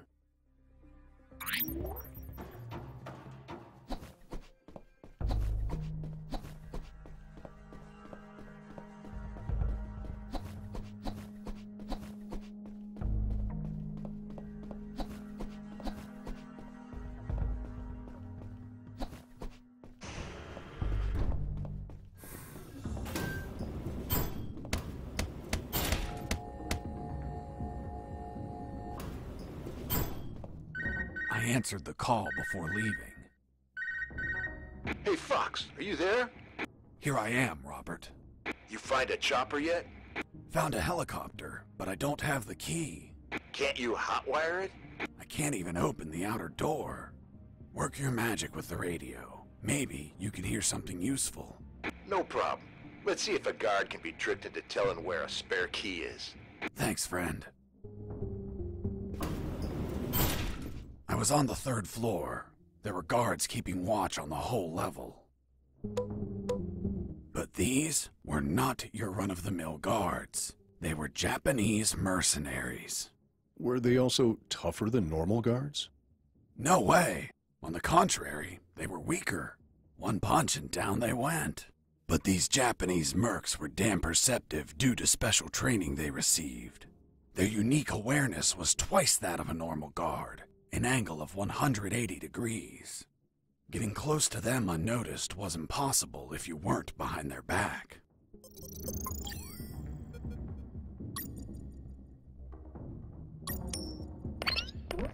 Hey, a coin! What was that? Mike! Are you okay? Wake up, Mike.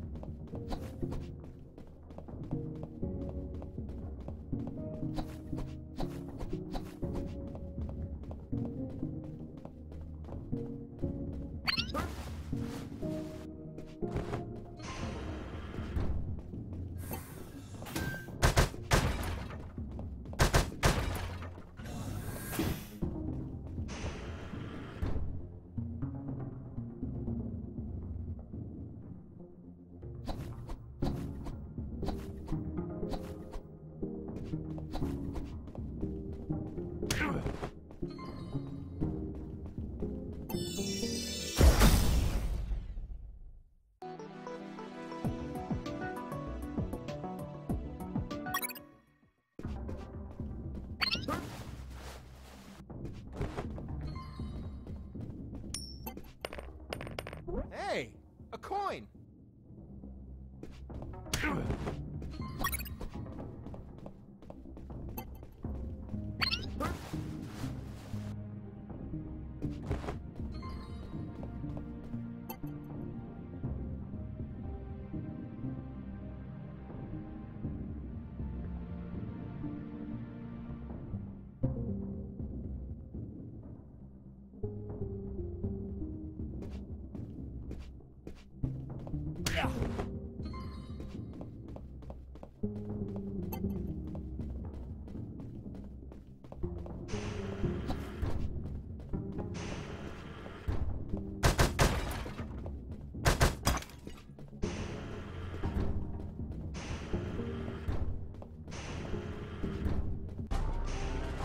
I am Takuma Takagashi, Great Japanese Samurai Warrior, Guardian of General X. If you're the boss of those assholes, know that they couldn't take 2 punches. You insult Japanese culture. You die by my katana. Really? I'm going to show you what I think about your damn karate.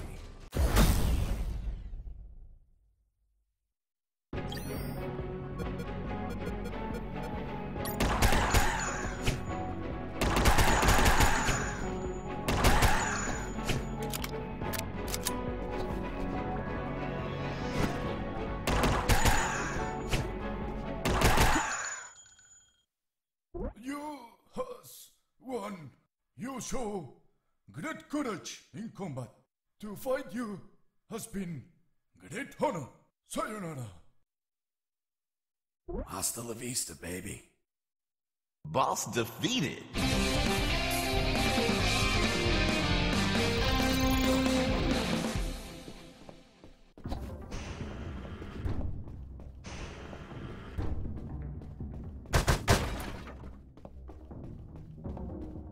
Hey, Mike! Fuck! You scared me! Mike? Yeah, it's me. I heard about how you kicked Markuson's ass. Son of a bitch. He deserved it. What are you doing here, Mike? Well, after I finished repairing those lasers, they decided I had to come here to fix more stuff.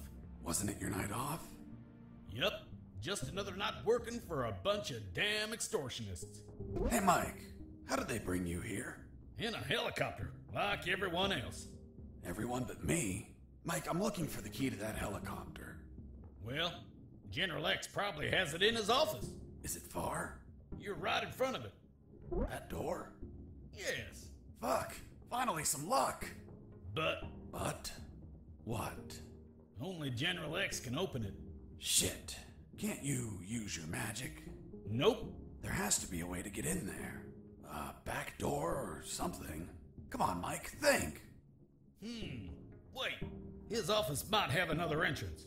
A while ago, I was studying the map of this building, and I saw something weird. Weird?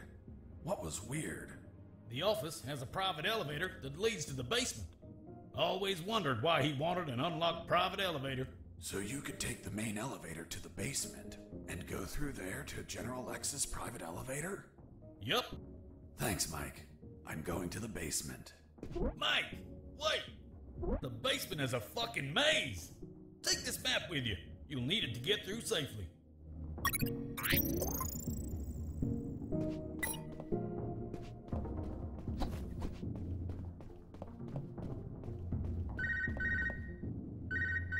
Hey, Fox, weren't you searching for a helicopter key? Fuck yeah. You have it yet? Not yet, but I believe General X has one in his office. Why? Because I heard some talk on the radio. They're keeping a copy of that key in a special room. It's somewhere close to General X's office, through a private lift. Don't know what room it is or where, but I know the door is marked with an X. A door marked with an X? Yeah, man. Fucking weird. Thanks, Robert. If I don't find the key in his office, I'll look for that room.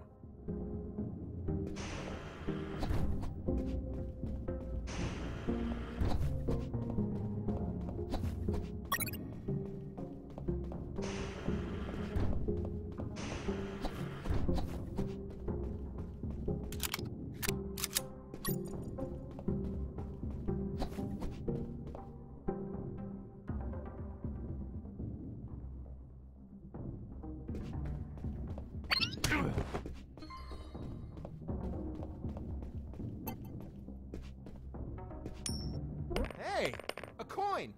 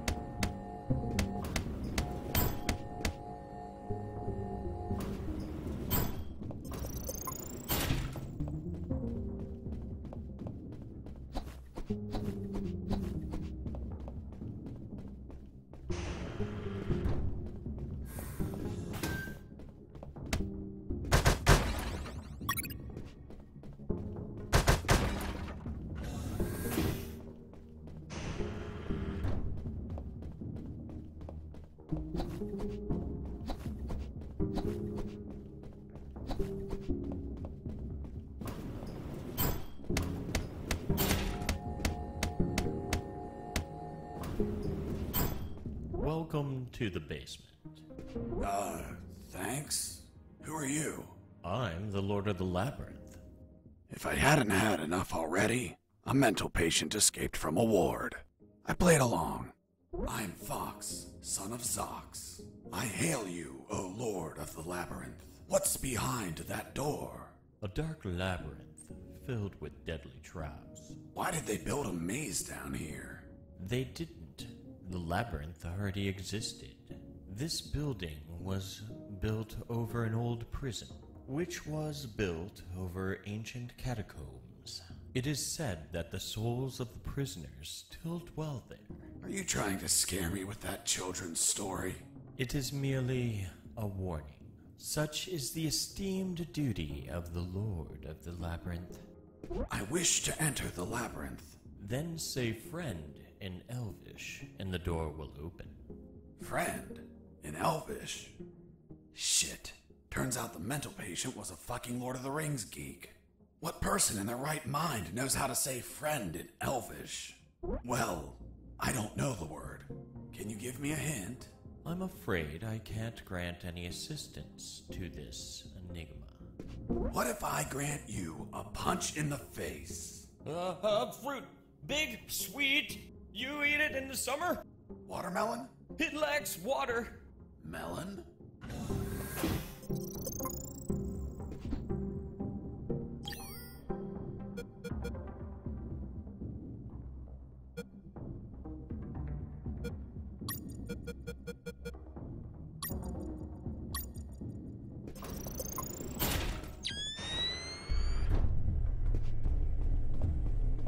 I reached the first intersection.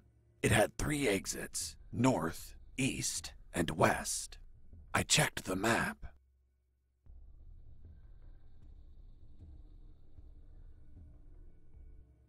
The first letter was E, so I took the path to the east.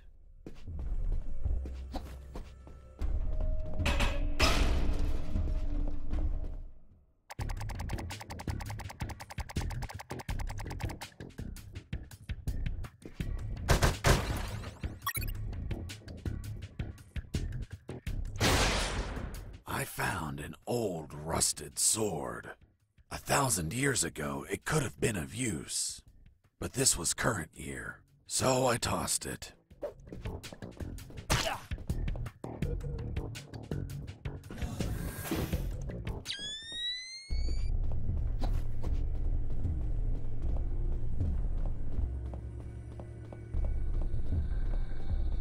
I reached the second intersection. It also had 3 exits, north, east, and west. I checked the map a second time. The second letter was also an E, so I took the east path. I would make an effort to check the map at every intersection as I proceeded.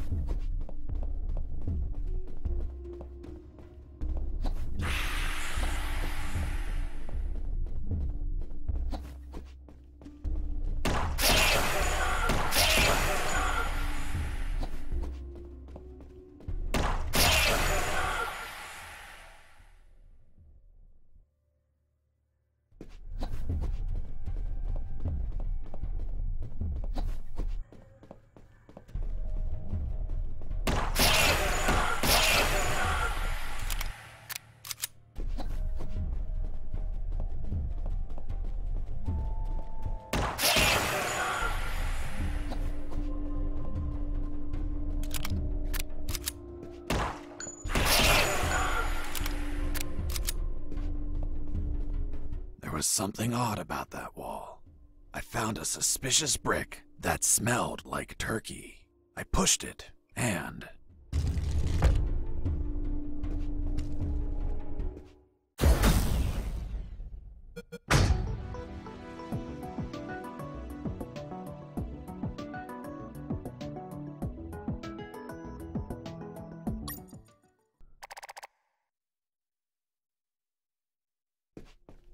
I entered the secret door and left those dungeons behind.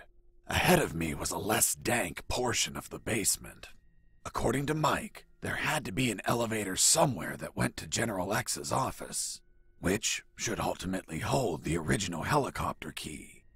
On the other hand, Robert told me that he heard of a special room with an X on its door, which could alternatively hold a copy of that key. Either option was fine as long as I could get a hold of a damn working key. And thus my search of the basement began.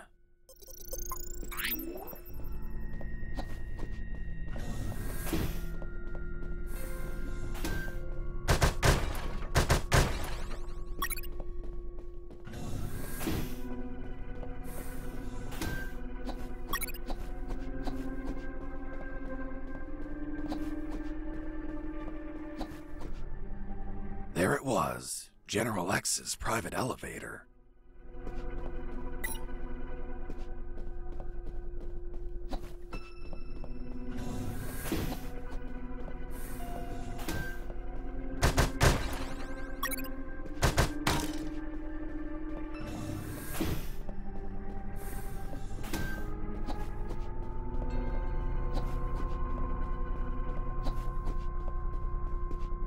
A door marked with an X, just like Robert told me. There it was, the secret room where they kept the helicopter key. Why would they keep a key in such a creepy place instead of an office? The more I thought about it, the more things felt out of place. I had a strange feeling, like a gut feeling that something was just wrong.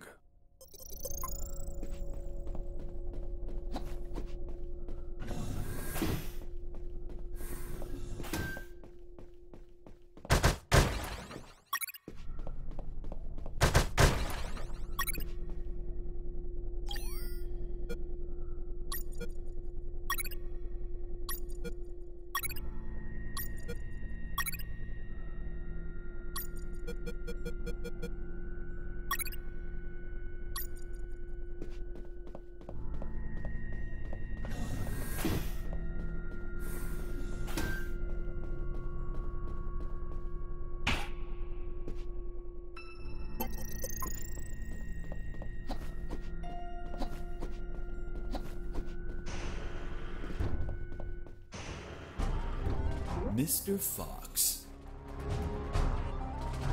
you have finally arrived. General X? The same. Are you searching for a key, Mr. Fox? Perhaps one for a helicopter?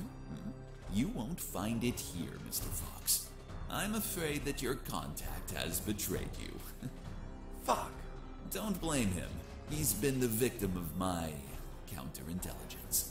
Right there, in front of me, was General X, the puppet master of Operation Jericho.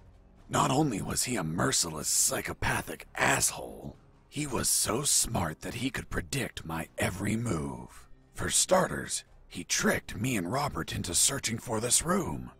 You had us waiting longer than expected, Mr. Fox. If you drew some arrows in the labyrinth, I would have come sooner. That would remove a certain charm, don't you think? By the way, I brought some company. Colonel! Doctor! I see you're already acquainted. I'll get to the point, Mr. Fox. Surrender. Otherwise, we'll start executing our guests. There were too many people. If I opened fire, Harris and the doctor could die. Let me guess. You're considering the option of shooting. But you know that Harris and the doctor could die. Fuck, yeah. He read my mind, but that asshole X was a clean shot. If I shot quickly, I could kill him. Now you're probably thinking I'm stupid for being so exposed, and that you can kill me with a quick enough shot. If you shoot and kill me, that would be the end of the final boss. Of all of this, you'd be a hero. Do you really have such a low opinion of my intellect, Mr. Fox? Shit. This was part of his plan. He was here on purpose. I was thinking that he might have worn a bulletproof vest. By now, you should be thinking that I'm wearing a bulletproof vest. Shooting an armored man would be foolish, don't you think? Fuck. He read my mind once again. But even if his body was covered, his head was not. One bullet between his eyes and goodbye. But you're not a quitter, Mr. Fox. It's only logical that you'd consider shooting me in the head. I will admit, a challenging, yet possible shot. An Olympian trial of marksmanship, reflexes, and luck. Let me spare you the trouble. Sergeant! Yes, sir.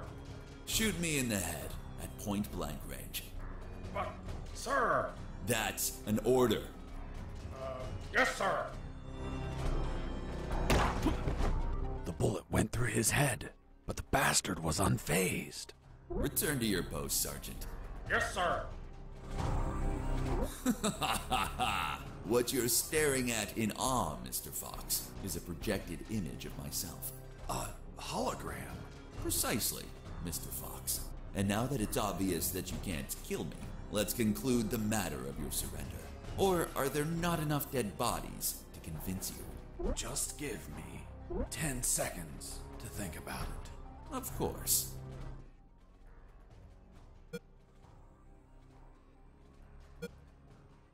Do you believe in God, General? Of course. Who else would entrust me with such a sacred mission? And you, Mr. Fox, are you a praying man? Well, General, I'm more a believer of the Big Bang. Doctor! I'm fine. What happened? An explosion. The guard behind you received the brunt of it. Colonel! He's alive. Looks like he just blacked out. We have to leave before reinforcements arrive. I'm taking Harris with me. It's best not to move him. We don't know if he has any fractures or internal wounds. I'll take the risk. He can't stay here.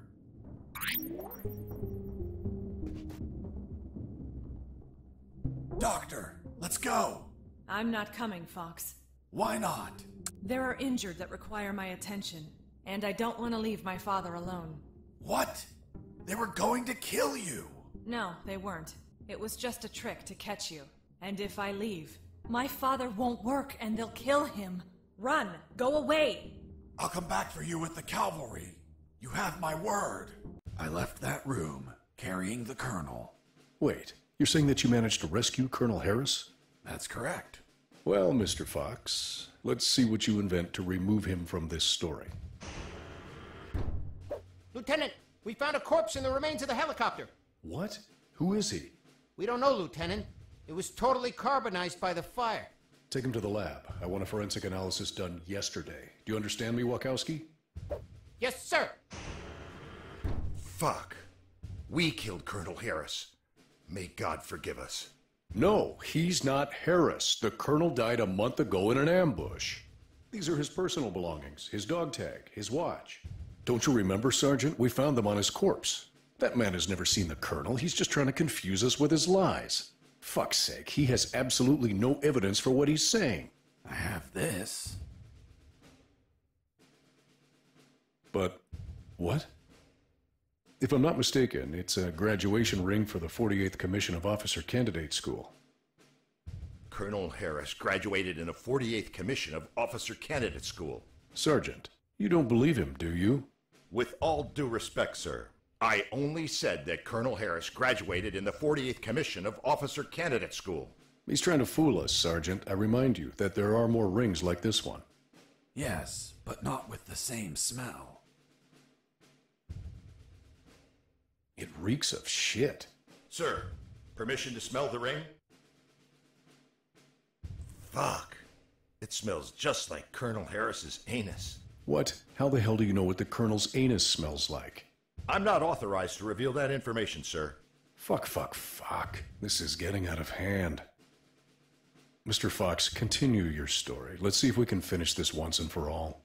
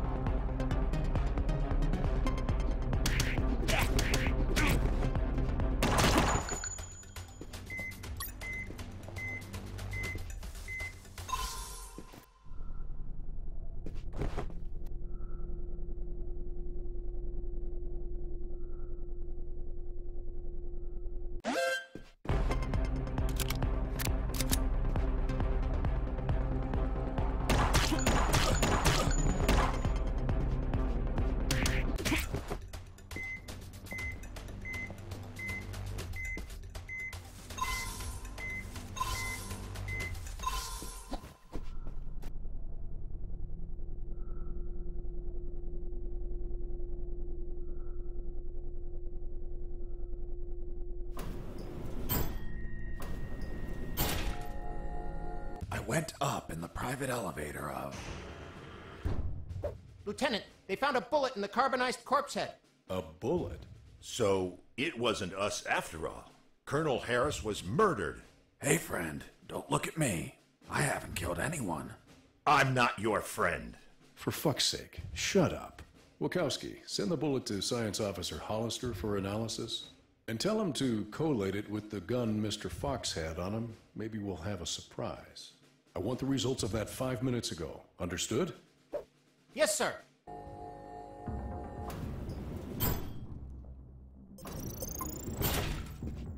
Wow! That asshole General X had some cool music equipment. Multi-band equalizer, auto-amplified subwoofer, and... no way. Double-deck cassette player. Fuck, you could record directly from one cassette to another.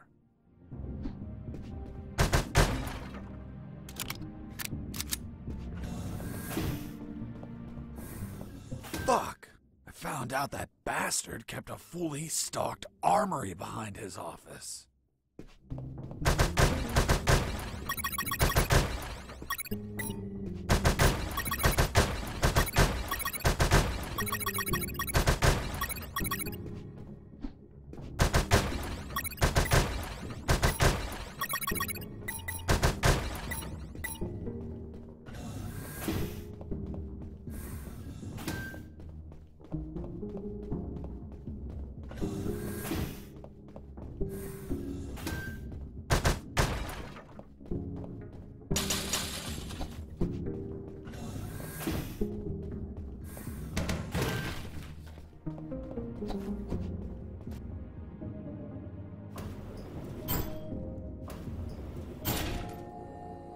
I finally reached the last floor.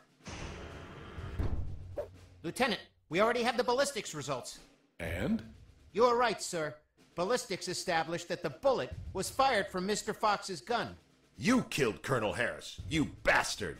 Sergeant, behave. Sir, permission to execute that assassin! Permission denied. First off, we can't confirm the identity of the victim until we have the forensics report. Second, according to policy, Mr. Fox has the right to finish his story. Mr. Fox, continue. And you better not contradict the evidence we're collecting.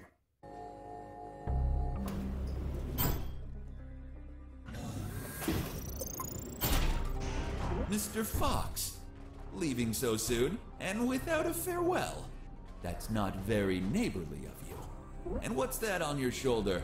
That's personal property, Mr. Fox. Haven't your parents taught you never to steal?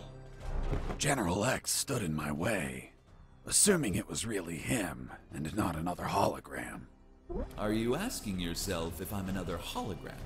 Well, yeah. No, not this time. It is I, in the flesh. Good. Then I'll... put a bullet in my head? You read my mind.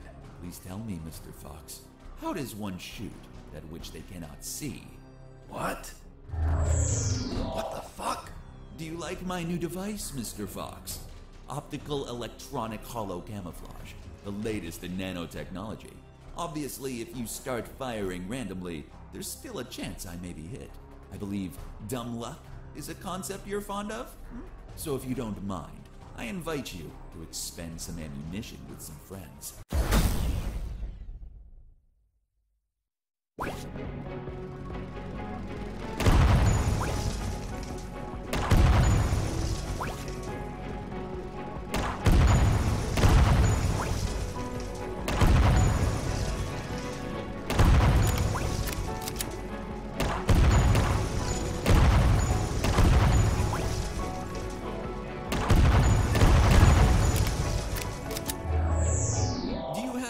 Bullets left, Fox?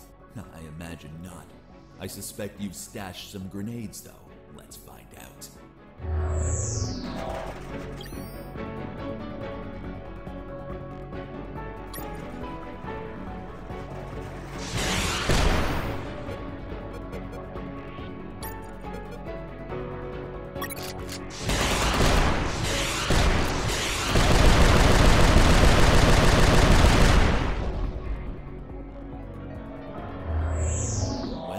Should be low on ammo by now, which means it's time to comfortably finish you.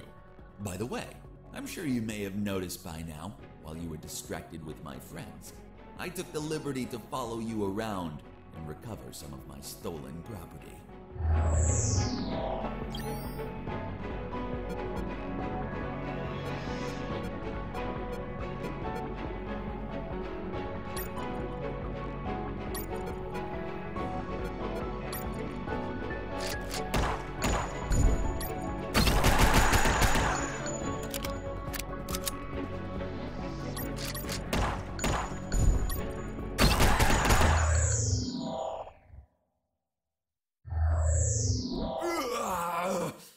I have underestimated you, Mr. Fox.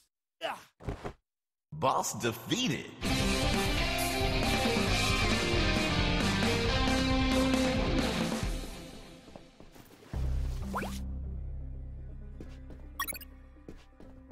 What are you waiting for?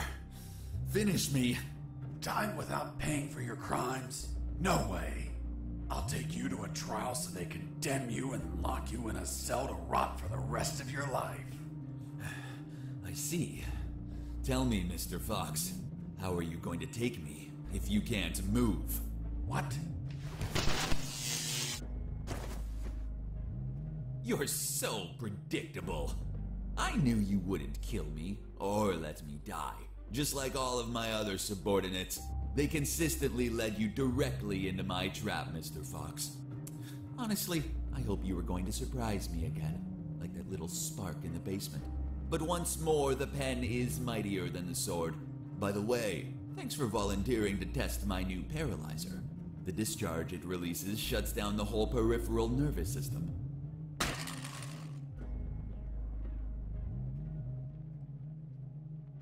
You should have killed me when you had the chance. See you never, Mr. Fox. See you never, General X. Are you all right, son? Don't worry. The effects on the paralysis will wear off soon. But it's not prudent to stay here. Come on, stand up, Fox. I'll help you walk.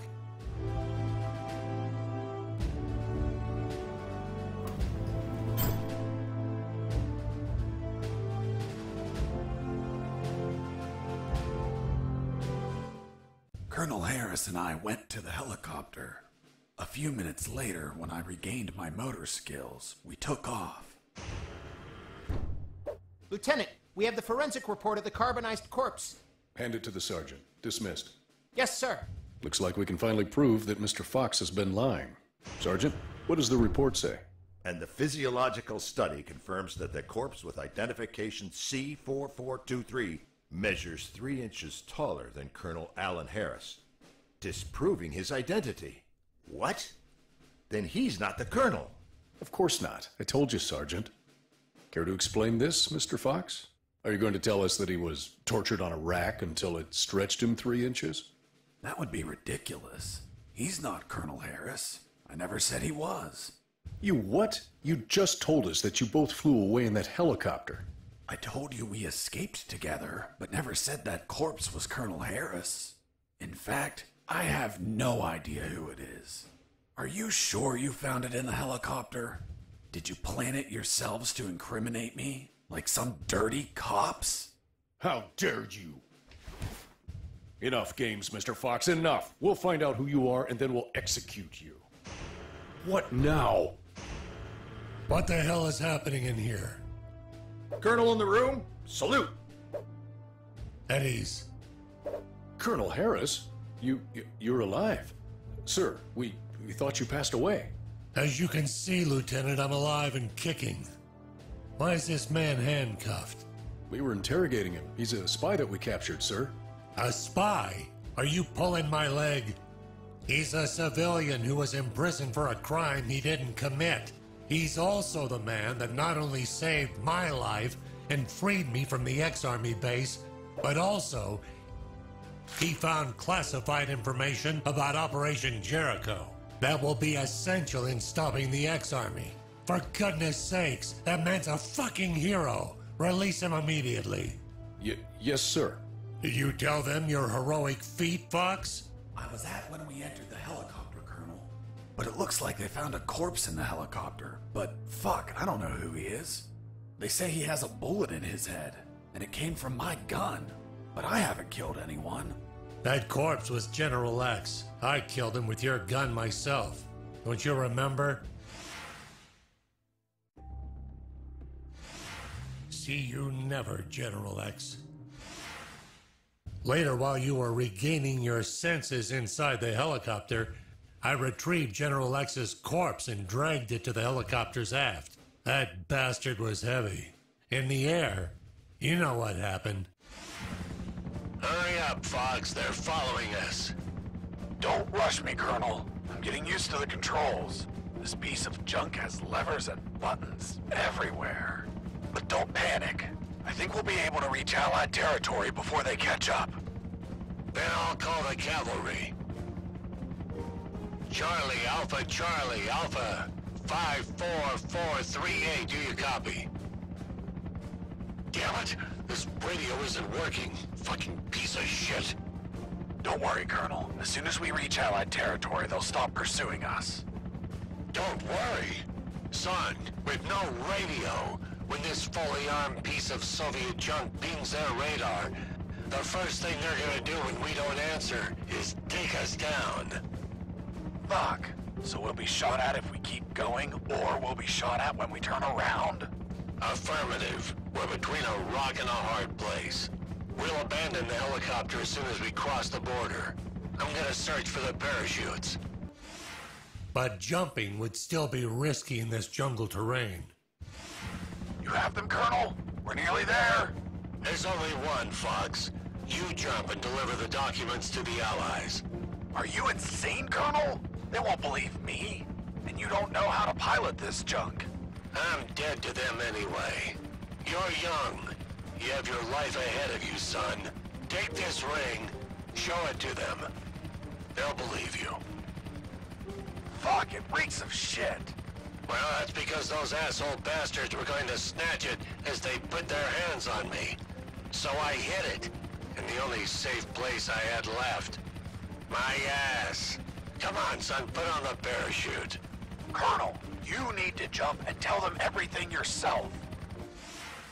We argued about who had to jump, but I had to admit that Mr. Fox had one convincing argument. Fox, what are you waiting for? Hurry up, son. We're running out of time.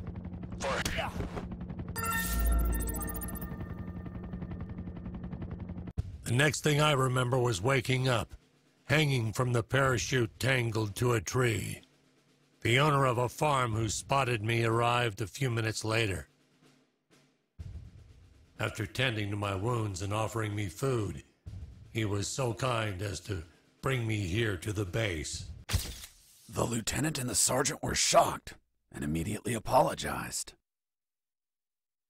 A few days later, the Army decorated me with 2 medals. Jesse Fox, for rescuing an MIA military colonel and recovering intelligence on Operation Jericho. I, Colonel Alan Harris of the 5th Battalion, award you a Purple Cross of Civilian Courage. That medal really exists? It didn't. They had to invent it, as they had nothing that they could provide for a civilian. You're also awarded the Gandhi Medal of the National Idiot. National Idiot? Well, I received it because I didn't kill any enemies at all during the escape. As you know, militaries don't get why killing is wrong. Well, at least we agree on that. So, thanks to the documents I found, the Allies could find and sink every related submarine. The military base, docks, and Omega building were the target of a large operation. Everyone was arrested. Robert the paparazzi published the story and won a Pulitzer Prize. The 2 doctors and their 2 fathers dedicated themselves to finding a cure for cancer using nanonuclear weapons. Wasn't it one doctor? That's what they wanted us to believe.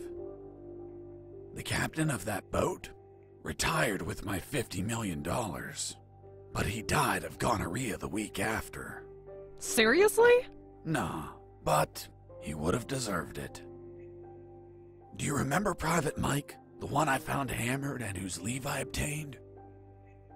Well, he could finally visit his daughter for her birthday. Hello? Daddy! And I went back to my old life as a smuggler. The end. Wow, Jesse, that's the most incredible story ever told. My God, you have an amazing imagination. You should be a video game writer. You don't believe me? Not a word. Thank you very much, Miss Incredulous. Hey, who are those guys? Must be an improvised patrol. Don't say a word if they don't ask you anything.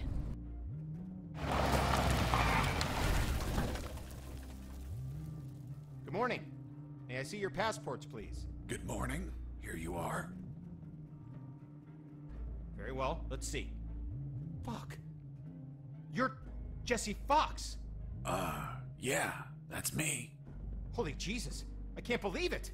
Hey, Jimmy. Who is that guy? Fuck, Mike, he's Fox.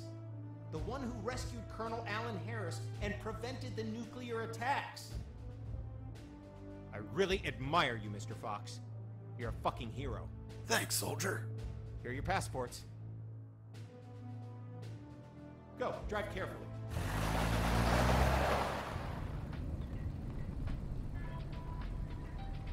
Are you okay? You've been very quiet. Stop the car.